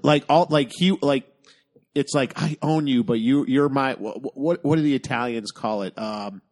Consigliere or whatever. Yeah. It's like you are my, conscience. You are my inside. Oh man, yeah, the slave and they're like, Yeah. oh, you somebody who taught me how to be me. Yeah. Exactly. So it's like you're my slave, but you're my mentor, my father funny. figure. It's like who really runs that whole That's ranch. a great point. It's funny Exactly. because I just watched a movie. The Eternal Flame had me watch something called The Help, which features Emma Stone, who I don't think is attractive.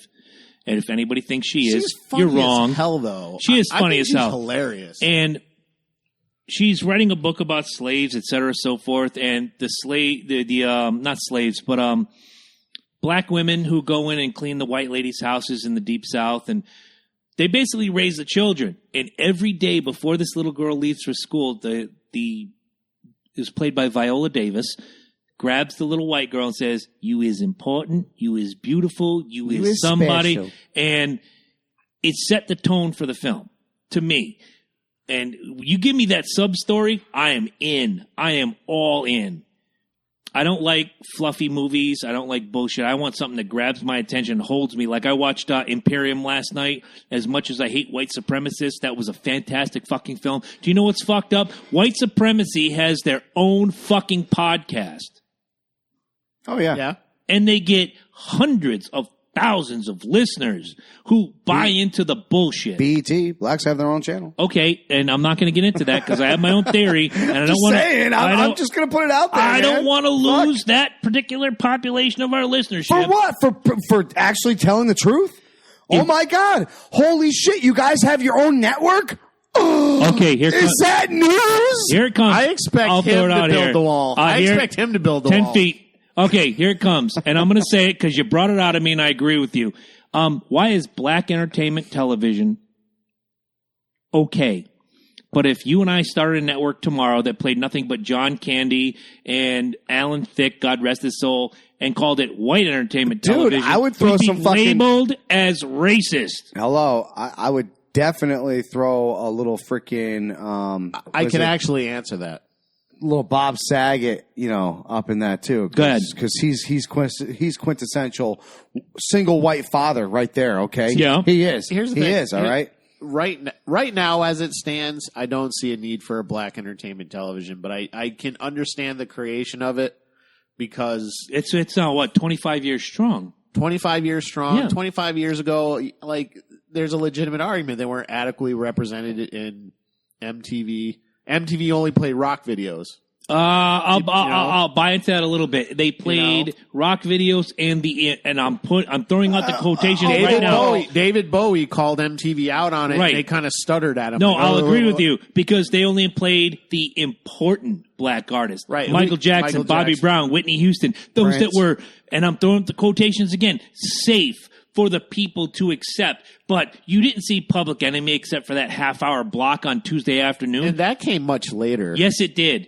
So from that standpoint, I can understand the creation of a black entertainment television, and right now, it's ratings. If they're still making money, they're going to keep going. I hear you.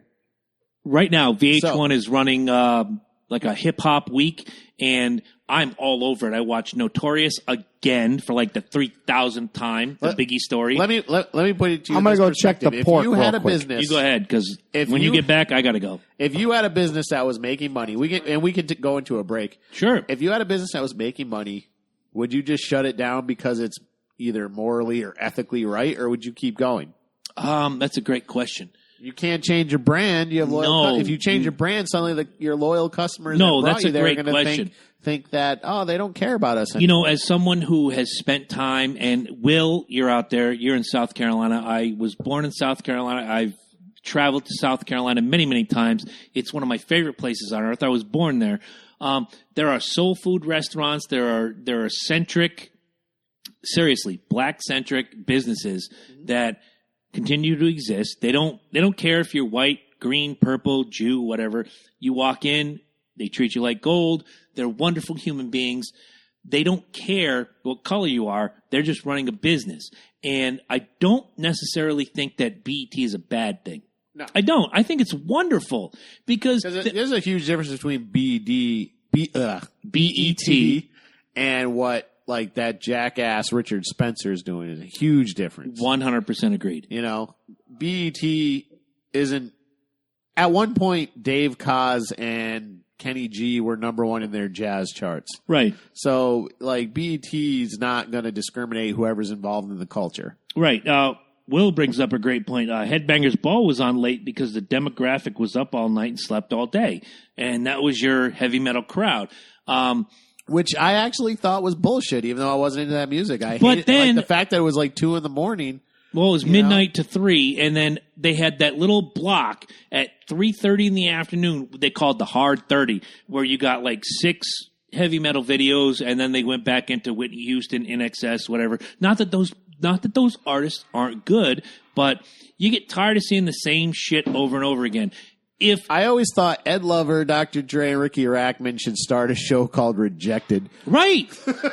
Look, there was something special, and to me about MTV was you could sit and do your homework and put on MTV, and you could hear NXS, followed by Motorhead, followed by Bobby Brown, followed by this artist, that artist, that artist, and it was how I was introduced to different things. It's why my musical tastes are so eclectic, where I could put in my old Jeep, I had a 10-disc changer. It had Slayer, it had Tom Jones, it had NWA, it had Kiss, it had so many different, because of the MTV generation. You were introduced to things. And now we're all 16 and pregnant. Yeah, that's the bullshit part of it. Let's take a break, folks. All right, we'll talk to you guys in a few minutes. And welcome back, everybody, to the GOAT podcast, starting over here on the East Coast. That is the first time we have ever taken a break, like after doing the whole show. Wow. Like literally, we did the whole show and we're like, hey, let's take a break. Pretty freaking fantastic. So we're going to wrap it up. We have our quick little sports talk that we're going to do. We got our Ted Nugent Award coming out. We have our top 10 list coming out. And we also, while you guys are here, I want to talk to you very seriously about movies. Movies are a spectacular thing that you get to enjoy with friends and family. This is a type of thing that doesn't require a whole lot of money. I would love to go see movies, but I don't know where to get tickets. That's exactly my point. If you guys want to go to Fandango, which actually is an affiliate at the Loki and Jabroni show. So if you go to lokiandjabroni.com and look at our affiliate links right on the bottom, you will see Fandango. Go ahead and you click that little site right there and you can grab yourself some tickets. Now, when you grab those tickets, you're not only making laughter, memories, and everything else. Movies are a way to express yourselves and go out and just have a good time where everybody who is involved is going to enjoy themselves. We've used the Fandango link ourselves. It's a guaranteed time. We're talking about it right now. Gift cards, Power Rangers. content. Yep. Power Rangers The is summer coming movies out. are coming. Very good point. The summer movies are coming. Power Rangers is coming. We talked about that. We're going to go see that movie. We urge you guys to go see that movie. I tell you, it's going to be good. It's going to be. There's certain movies amped up for some Guardians of the Galaxy. That's looking the really good. second one looks really good. Little Baby Groot. Everybody a little excited about Baby Groot. I'm hella excited. Baby Groot's going to be good. That's what I'm saying. So, guys, seriously, if you get the chance, go to that affiliate link. Make sure you go check out Fandango, the only place you want to get those tickets. And if you sign on with them, don't forget, you get deals.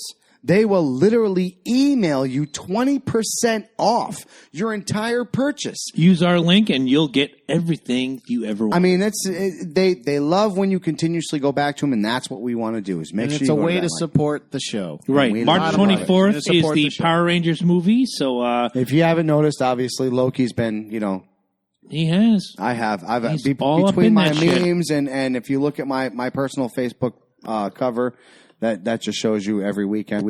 Absolutely. My newest one is actually pretty damn good. I'll have to look at that. Just to top off, too, Fandango's not the only one. Please stop by. If you're looking for a quality wine and beverage fridge, King Bottle is also a sponsor of the show.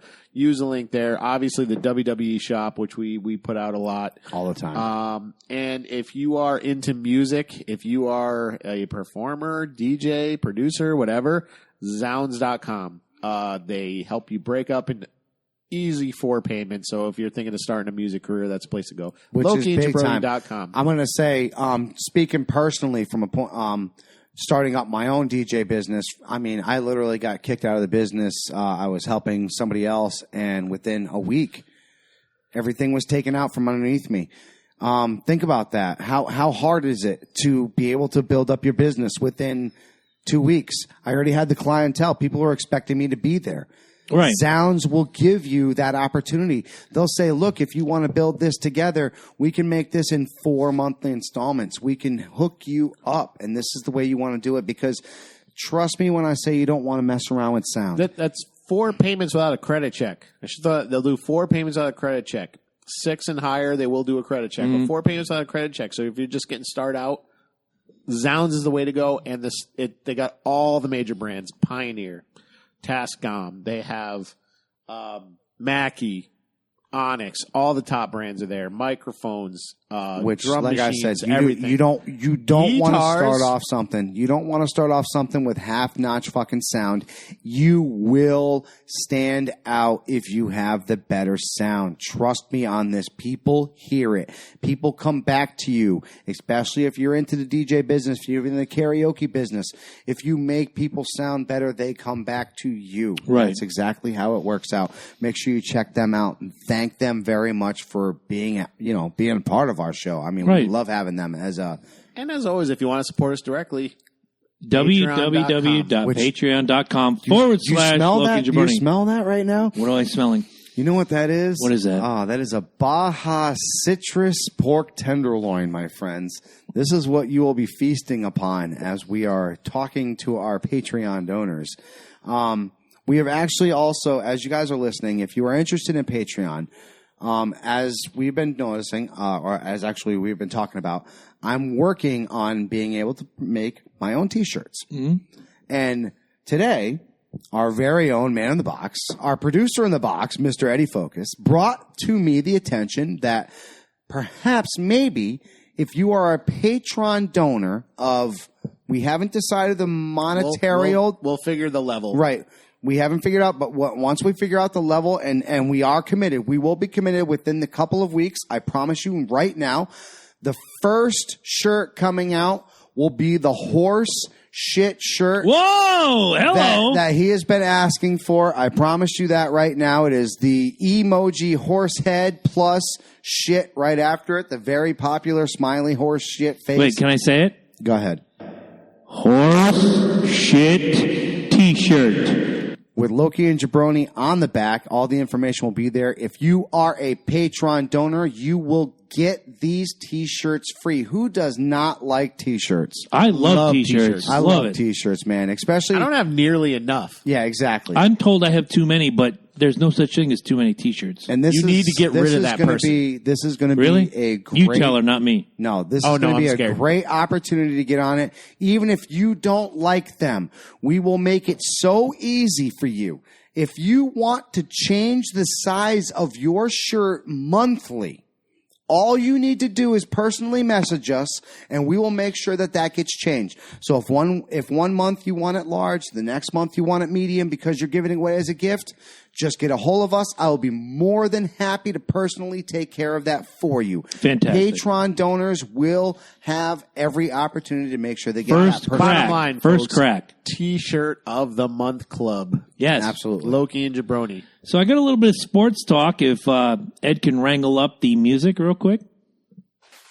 I didn't think we were going to do this. Oh, no, I got a little something. It's that time of year. For me, this is like Christmas. Yeah, I know. It's Christmas. It's Valentine's Day. It's everything wrapped into one. And we're sitting here on Monday, and this Sunday, if you're watching us live, it's this Sunday. If you're listening to us on audio only, it's the next day. We'll try this. It It's is pretty good. They're sharing mojitos back and forth or whatever. No, it isn't. It's a Colin who. Whatever the gimmick is. Daytona 500 Day is this Sunday. Eddie just smiled. Right? You Thank never you. see that shit. Daytona 500 is this Sunday. Yes, and the yes. big story past Chase Elliott getting his second straight pole is that the prodigal son, Dale Earnhardt Jr., is back. He's back behind the wheel of the number 88 Nationwide car. He is ready to go. And there was a lot of speculation going in that Junior wasn't going to be ready, that Junior was going to retire, that Junior was I less thought he was going to than. retire. I thought I was going to get a new driver. I thought I was going to have a new driver. I really did as well because, And you're can I be Junior. honest? Sure. Can I be honest? I was kind of looking forward to picking a new driver. I wasn't looking forward to Junior retiring because I kind of was. I think he's done, man. he's the face of NASCAR. Fuck Jimmy Johnson with his 7 championships. Fuck this guy. Fuck that guy. Fuck every. Really 7 serious. championships, though. I mean, I get it, you but can't. You again, can't just shake that shit, you know? Dale Jr. seriously is the face of NASCAR. Why? Yeah. Thank you. Why? Thank you. A, he's always in contention. He may not. He's never won a championship. Let's be honest, and.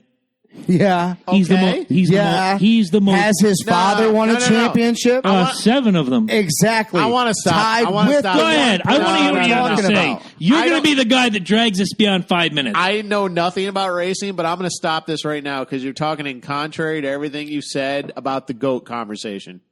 I'm not calling him the GOAT ever. No, Dale Earnhardt Jr. can't be the face of anything. He No, hasn't. I earned agree. It. I He hasn't agree. earned it. I agree. I agree with Jimmy Johnson's earned it more than he I'll has. buy it. Thank I'll you. buy it to an Thank you. extent. You don't. And I'm not just saying that. 7-time. You don't have 7-time. You're tied. You're tied with Dale Earnhardt. You're tied with the Intimidator. and Richard Petty. His own fucking son can't do that, dude. He can't even win. I'll buy His it. own son can't win. I'll buy it. Don't get me wrong. I'm a fan. I wanted great things I'm for a Dale Junior. Earnhardt Jr. Yeah, fan. I wanted great things for Junior, but I'm sorry, he's not cutting it. He's not. I'm going to give you, and I buy it. I do. He I do. sucks I the do. booty. I argue with Junior fans again. Fact versus fiction, and we're big proponents of this. Mm-hmm. I buy it, But he's the guy. He's the Peyton Manning. He's the guy on the commercials. He's the guy that people buy the most gimmicks.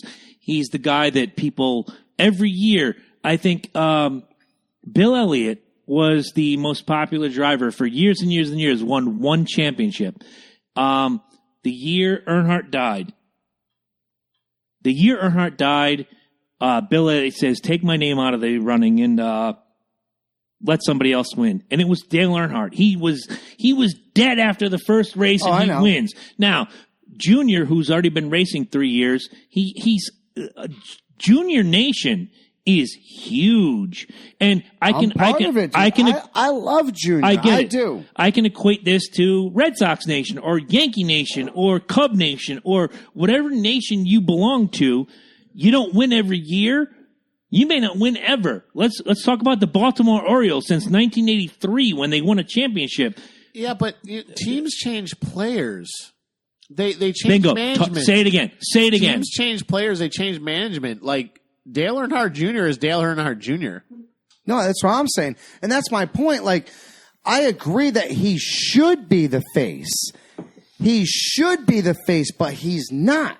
I don't think he's the face because he still hasn't won, dude. Okay. He's like, I mean, what are you going to call him, the lovable loser? Here's the thing. I don't think he can ever be the face because he joined Gordon's team. Like, he joined Gordon's team because, if you can't beat him, join him. No. As a NASCAR freak, let me tell you. No, that's... DEI, which was Dale Earnhardt's race team before he died. Was owned by the mother. And when he died, Teresa, not the mother, the stepmother of Dale Earnhardt Jr., took over. My bad. Thank you. The wife. I meant to say the wife. Thank you. I meant to say the wife. And it was going south at about 120 miles an hour, and Dale Jr. had to make a decision. Am I going to stay on this sinking ship, or am I going to try to further my career? Well, let's be honest. If this was sinking at 120 miles an hour, if Ed decided to bail or Mike decided to bail, I can't. Joe Rogan's calling. I'm just saying. Joe Rogan's not calling you anything but bitch, but I love you. Having said that, DEI was going south at 100 miles an hour, and Dale Jr. had to make a decision, and Hendrick gave him an opportunity. We have good equipment, which they share with Stuart Haas, which is Kevin Harvick, and I'm a huge Kevin Harvick fan. They swap information, and DEI had no horse in the race. They were singular, and they were secular because Teresa thought, well, we're DEI. Chest pounding. It was all bullshit. Dale left for business reasons. And when Dale left, I applauded him. I never. No, I agree. I agree with what you're saying. There were a lot of NASCAR fans that said, "Oh, look, Dale is jumping to Hendrick because he wants this and that." No. Dale Jr. has talent. Fair enough, but he still hasn't won. And I agree with you. He's won races, but he hasn't won a championship. And that's we talked about this last week on that. Mark Martin never won a championship. He's a Hall of Famer. Yeah, a Hall of Famer is different between a GOAT, man. Oh, Dale Jr. will never be the GOAT. But that's what I'm saying. For him to actually be a face, though, you got to kind of be like Tom Brady is the face of the NFL. Can we agree on that? Right now, yes. Yes. Can we say that Tom Brady is the face of the NFL? Yeah. Can we say that John Cena is the face of the WWE? Yes. Yes. And he's a winner, right? He is tied with Ric Flair as far as championships go. We can't take that away from him, dude. Yes. Just like we can't take away the championships 5-time Derek Jeter, champion. same thing. We can't take that shit away. Exactly. Championships. Pedroia, same thing. I think at one point or another, every quarterback we mentioned in the last show has been the face at one point. Right. Oh, without question. Exactly. Here's the thing: Dale Earnhardt Jr. If he is the face of NASCAR, is only because of his dad. And in my opinion, that's no face at all. That sucks. I will disagree for one reason. Because he fought tooth and nail to get out of Dad's shadow. To quote Sean Connery, losers always do their best. To lose. Wait, say that again. What Sean Connery said, losers always do their best. Is the competition in the NFL, NASCAR, MLB stiffer now than it was 20 years ago? Hey, listen. Did Peyton win? Yes. Did Eli win? Yes. Did did Wilson win? And I want you guys to listen to what he's saying because he's a Dale Jr. fan. I want you guys to hear that's what this. I'm saying. I love Dale Jr. I wanted him to win. My point is he doesn't.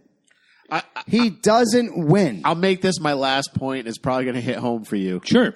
If he's a face of NASCAR, it's a participation trophy. Ooh. And you know what? I say that a lot to Dale Jr. fans because Wonder Twin Powers activate. Form of a pink snowflake. Shape of my daddy's car. Look, as a Kevin Harvick fan, this is a guy who came out of obscurity to take Dale Sr.'s seat. Listen to me when I say this. Dale Sr.'s seat the week after he died.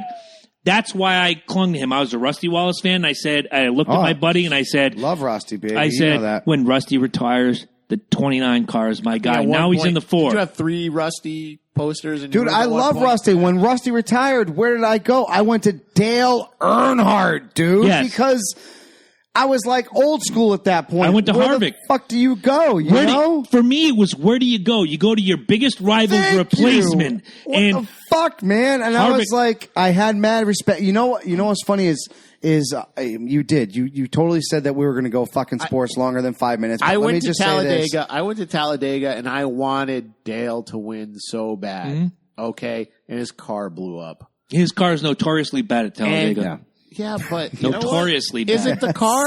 Yes. No, it's the engineering. It's the engineering. No, it's a curse. No. There's a living curse in sports, people. Let's be honest. Once it's a car. You would know. No. Oh, I do know. I'm living curses nonstop, brother. Having worked in a service department, 1 time it's a car, 2 times maybe. After that, it's a driver. Fucking curse. All right, curse. I'll buy it. It's a curse. Listen, when people turn to me and say, "How can you go from Rusty Wallace to Dale Earnhardt?" People ask me the same thing. How can you go from Rusty Wallace to the guy who got into the seat of the man? And I said, it's simple. That kid, at the time, Kevin Harvick, sat into the seat of a legend. Same car, same dynamics, different number. But you had the balls to get into the car of a legend. You deserve my respect, and I will continue to follow you. And to this day, I bleed Kevin Harvick. When it comes to racing, if Kevin Harvick crashes out, yes, I still watch the race because I'm interested in that bullshit. But at the same time, I'm like, I don't care who wins this race. I really could care less because my guy's out. DEJ, he's my boy. I love Dale Earnhardt Jr. I do, which is why I'm telling him. He's got to let it go. Yeah, I'm telling you. You know what, though? My final thought is, could he do it? Yes. Will he? No, I don't think so. No, you know what? That's a great question. That was my question. Can Dale Earnhardt Jr. sometime between now and retirement win a championship? He can't overcome the shadow. He may prove us wrong. You're right. He can't overcome the pressure. Bing, bing, bing, bing, bing. He may prove us wrong in November. No. But I don't think he will. No. Quick around the table. Who's going to win next Sunday? Daytona 500. Daytona?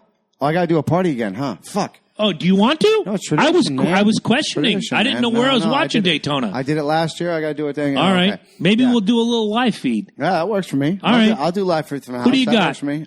Is Jimmy in it? Jimmy's in it. I'm going to say Jimmy for obvious reasons. Fair enough. All right. I'll take the Jimmy idea. All right. Let me go with... I know DJ ain't going to do it. Ain't gonna happen.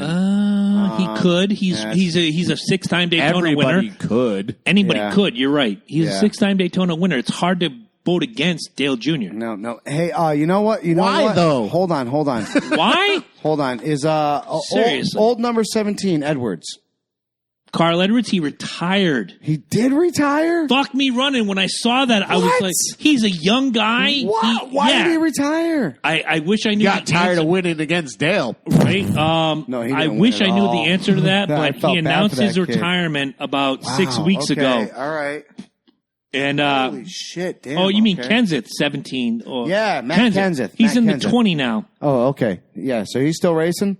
Yep. He's running the 20? Yes, he is. I'm going to say Kenseth. All right.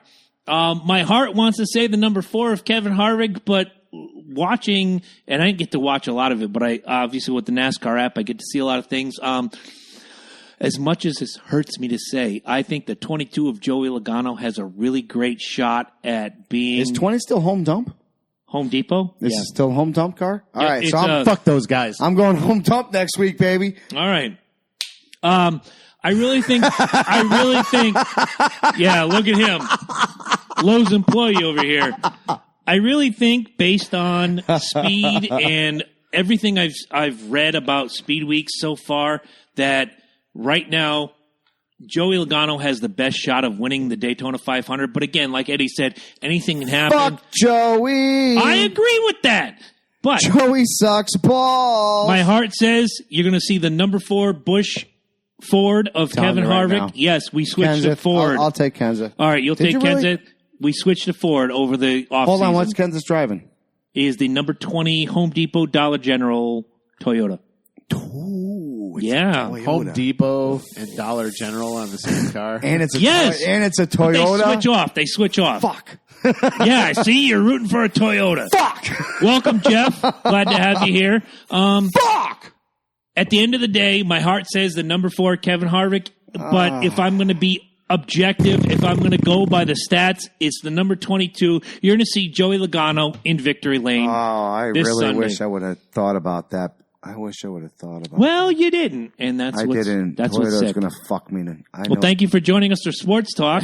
Thank you. Toyota. A little longer than we wanted to go, but Fuck me it was a so discussion that hard. needed to be had. And now, And we're going to go live here at the Valhalla Entertainment Center. We're going to do nachos?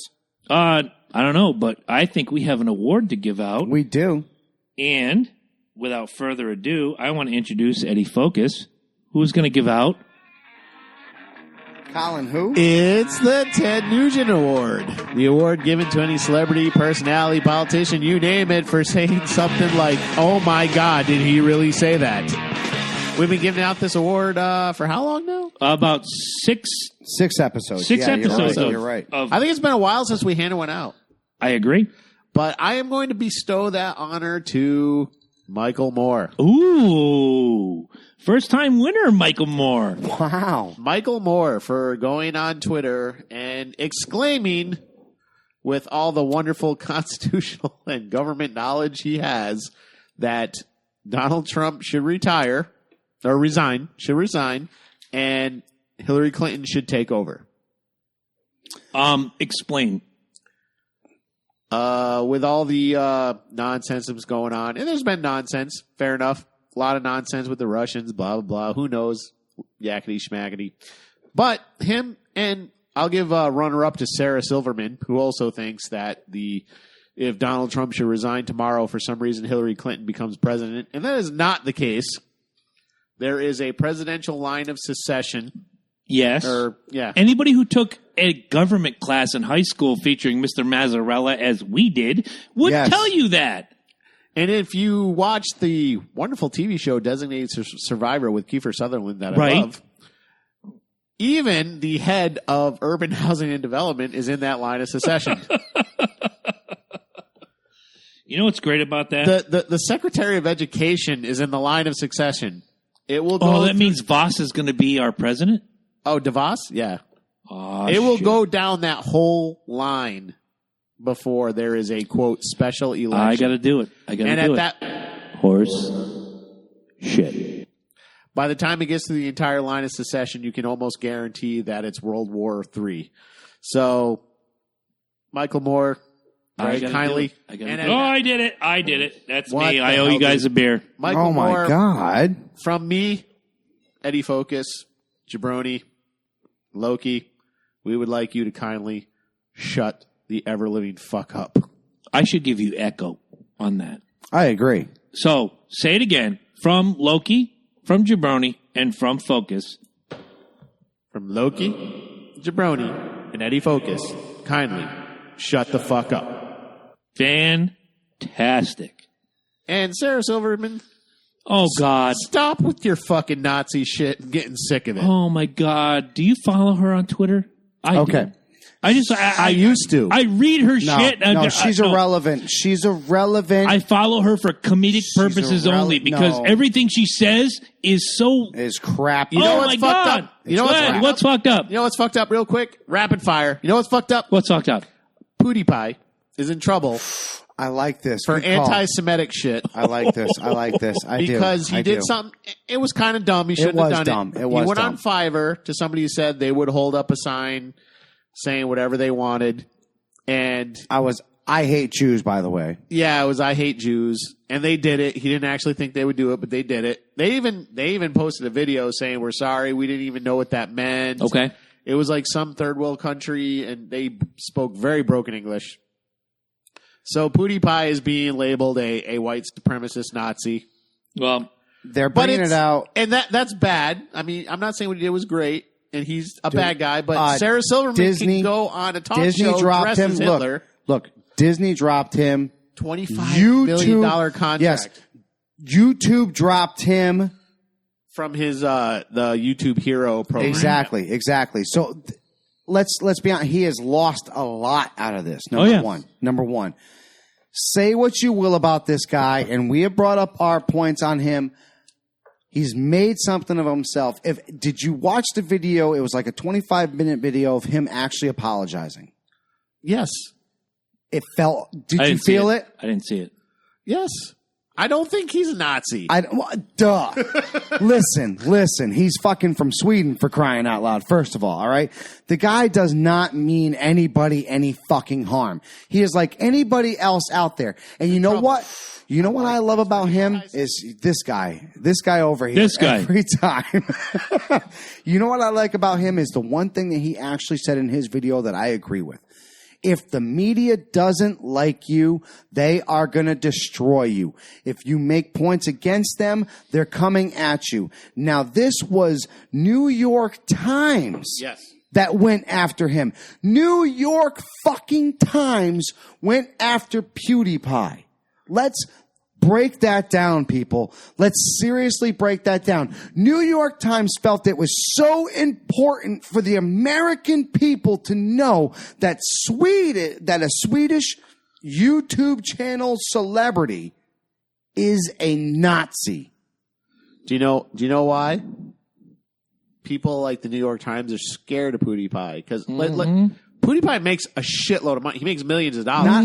Whoa. It's not about the money, dude. What does he have? Influence. Fuck yes. He's got like 25 million subscribers. He's the number one channel on YouTube. He's the number. Exactly. I was Watch going to say that. him.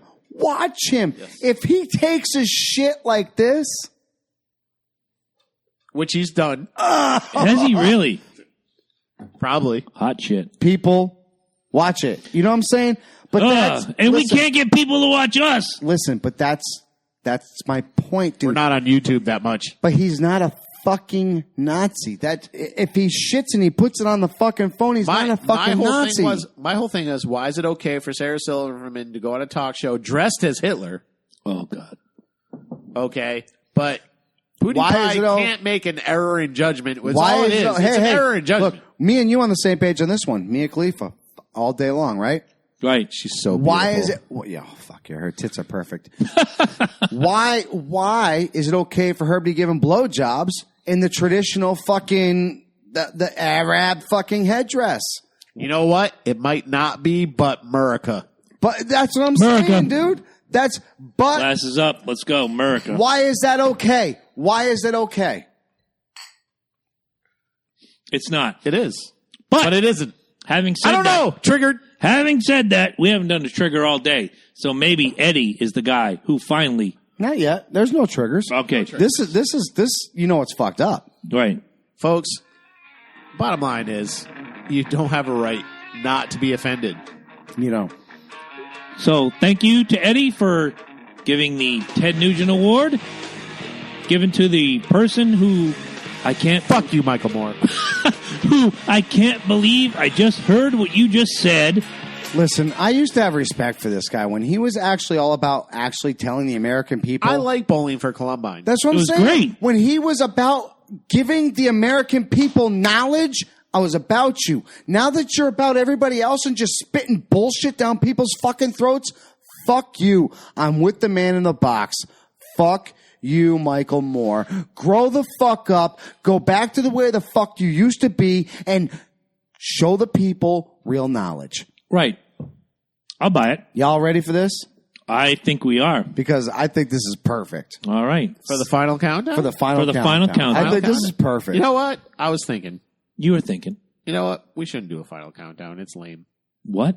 Hold on. Horse shit. But I made one. No, you're right.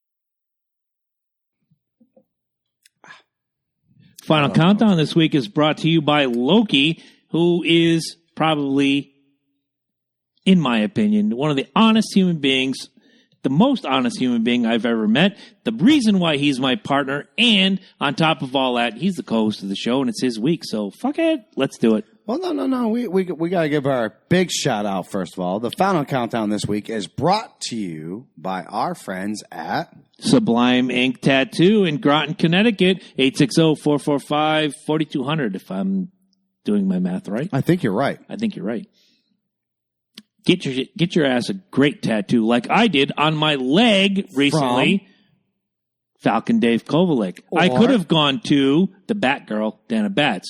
I really could have gone to the furry Justin Fur. Or wait a minute. Wait. You could perhaps go to the one person that I'm going to send my beloved to for Valentine's present. Yes. The Nightmare, Mr. Dave the Nightmare Kruger. Have you been in contact with Dave? Nope. We're going to be doing it this week, actually. All right. Let's make this happen. 98 episodes, and you choked all over that. No, I didn't. No. I was leading him in. No, we had that one. So we brought up the point about cars. Yes. Could it be the driver? Could it be the car? Oh, dear God. Could it be cars in general? What state? Could it be the fact that, your immortal has bad luck in cars? I have bad luck in cars. You, my friend. Oh, my God, yes. Have bad luck in cars. I do. So you know what? Because I have been around some shit-ass cars my whole life, I really have. And that's... As have I. I have come up with a list, my friends. The top 10 ways you tell that your car sucks. Ooh, this ought to be good. I can come up with 10 reasons right now. I really hope you guys take advantage of this, and I really hope you guys look at this and in retrospect to see that this is a true list. I'm looking forward to this. Number 10. The people behind you change lanes just to keep the oil off their windshield. That's why you've been there, huh? I have. Next.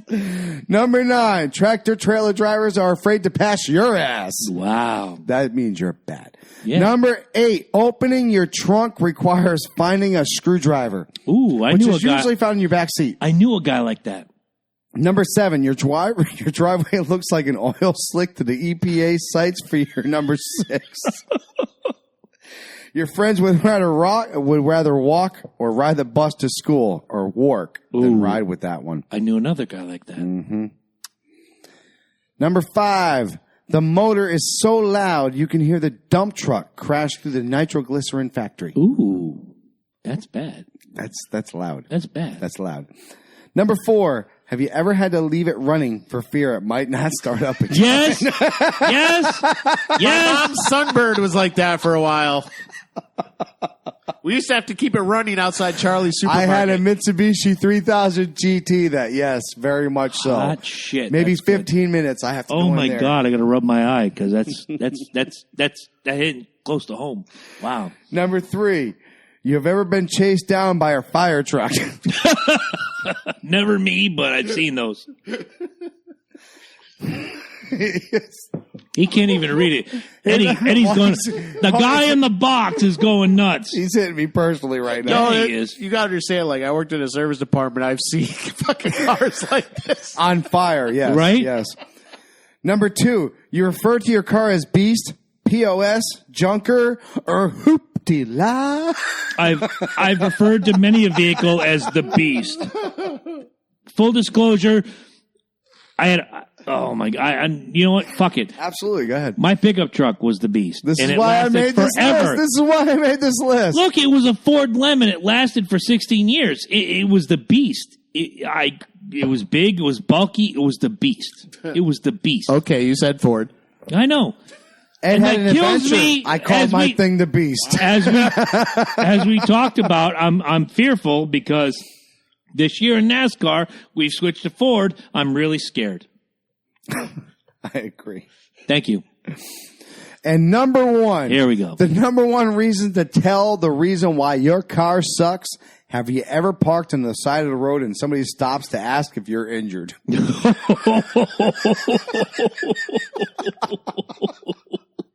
That's some good shit right there.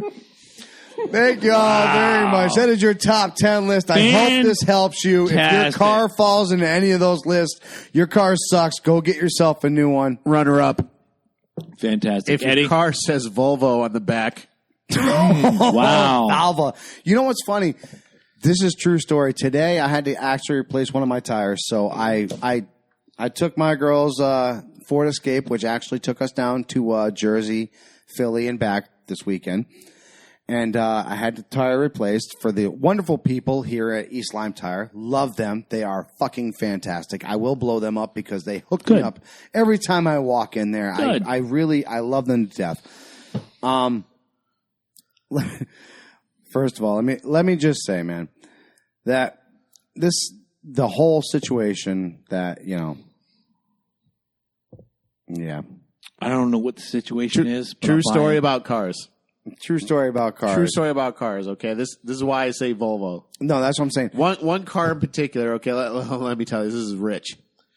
So we had one of those Volvo station wagons as a used car we sold. Oh, God. The rear wiper wouldn't work. Okay, so they brought it. Keep in mind, it's a Toyota dealer. So we brought in, replaced the actuator, replaced the arm, replaced everything. Thing won't fucking work. We threw probably $1,200 into trying to fix this rear wiper. Sent it to a Volvo dealer. They call me up and say, okay, yeah, we fixed it. We replaced the computer. It works now. We're like, the fucking computer? Yeah. And he's like, yeah, the computer. Well, it that's works fucked now. up. That's fucked up. So that's why, fuck Volvo. Volvo. A $2,000 computer, I might add. Same thing as we're closing up, as I'm waiting for this tire to get fixed. The guy's on the phone, and the person says, I have a 225-15 R16. Okay. Right? Now, the guy's like, okay, I can't take that tire. I can't do nothing with that tire, blah, blah. Long story short, now I'm waiting for my tire to get done. So this is like 10 minutes that this guy's on this phone. And I feel bad for this guy because he's talking with him the whole fucking time. Mm-hmm. And the guy finally says, hold on. Where did you pull this tire off of? There's a pause for about 4 seconds, 5 I'll seconds. rub my eye. I can feel it coming. And he goes, shit. A Volvo? Oh, no, you're fucked, dude. Those can only go back on a Volvo. Wow. Volvo only makes things that work with Volvo. No, we're done with my this God. conversation, sir. Have a good day. Find yourself a Volvo. Right. And he hung up the phone. No, he's absolutely true. Why do you think there are so many like local shops that just specialize in European cars? Yeah. That is the reason. There's one because here I in can Norwich as well. I can fuck with Audis. I can fuck with BMWs. I will not fuck with a Volvo. Well, that's because of Volkswagen. Yeah. Because, Volkswagen. Yeah. All right. I will not fuck with a Volvo. Couple of things before we roll out. Once again, guys, share it. Tell your friends. If Love you know people, love it. 2 weeks from today, episode Especially 100. top 10. Yes.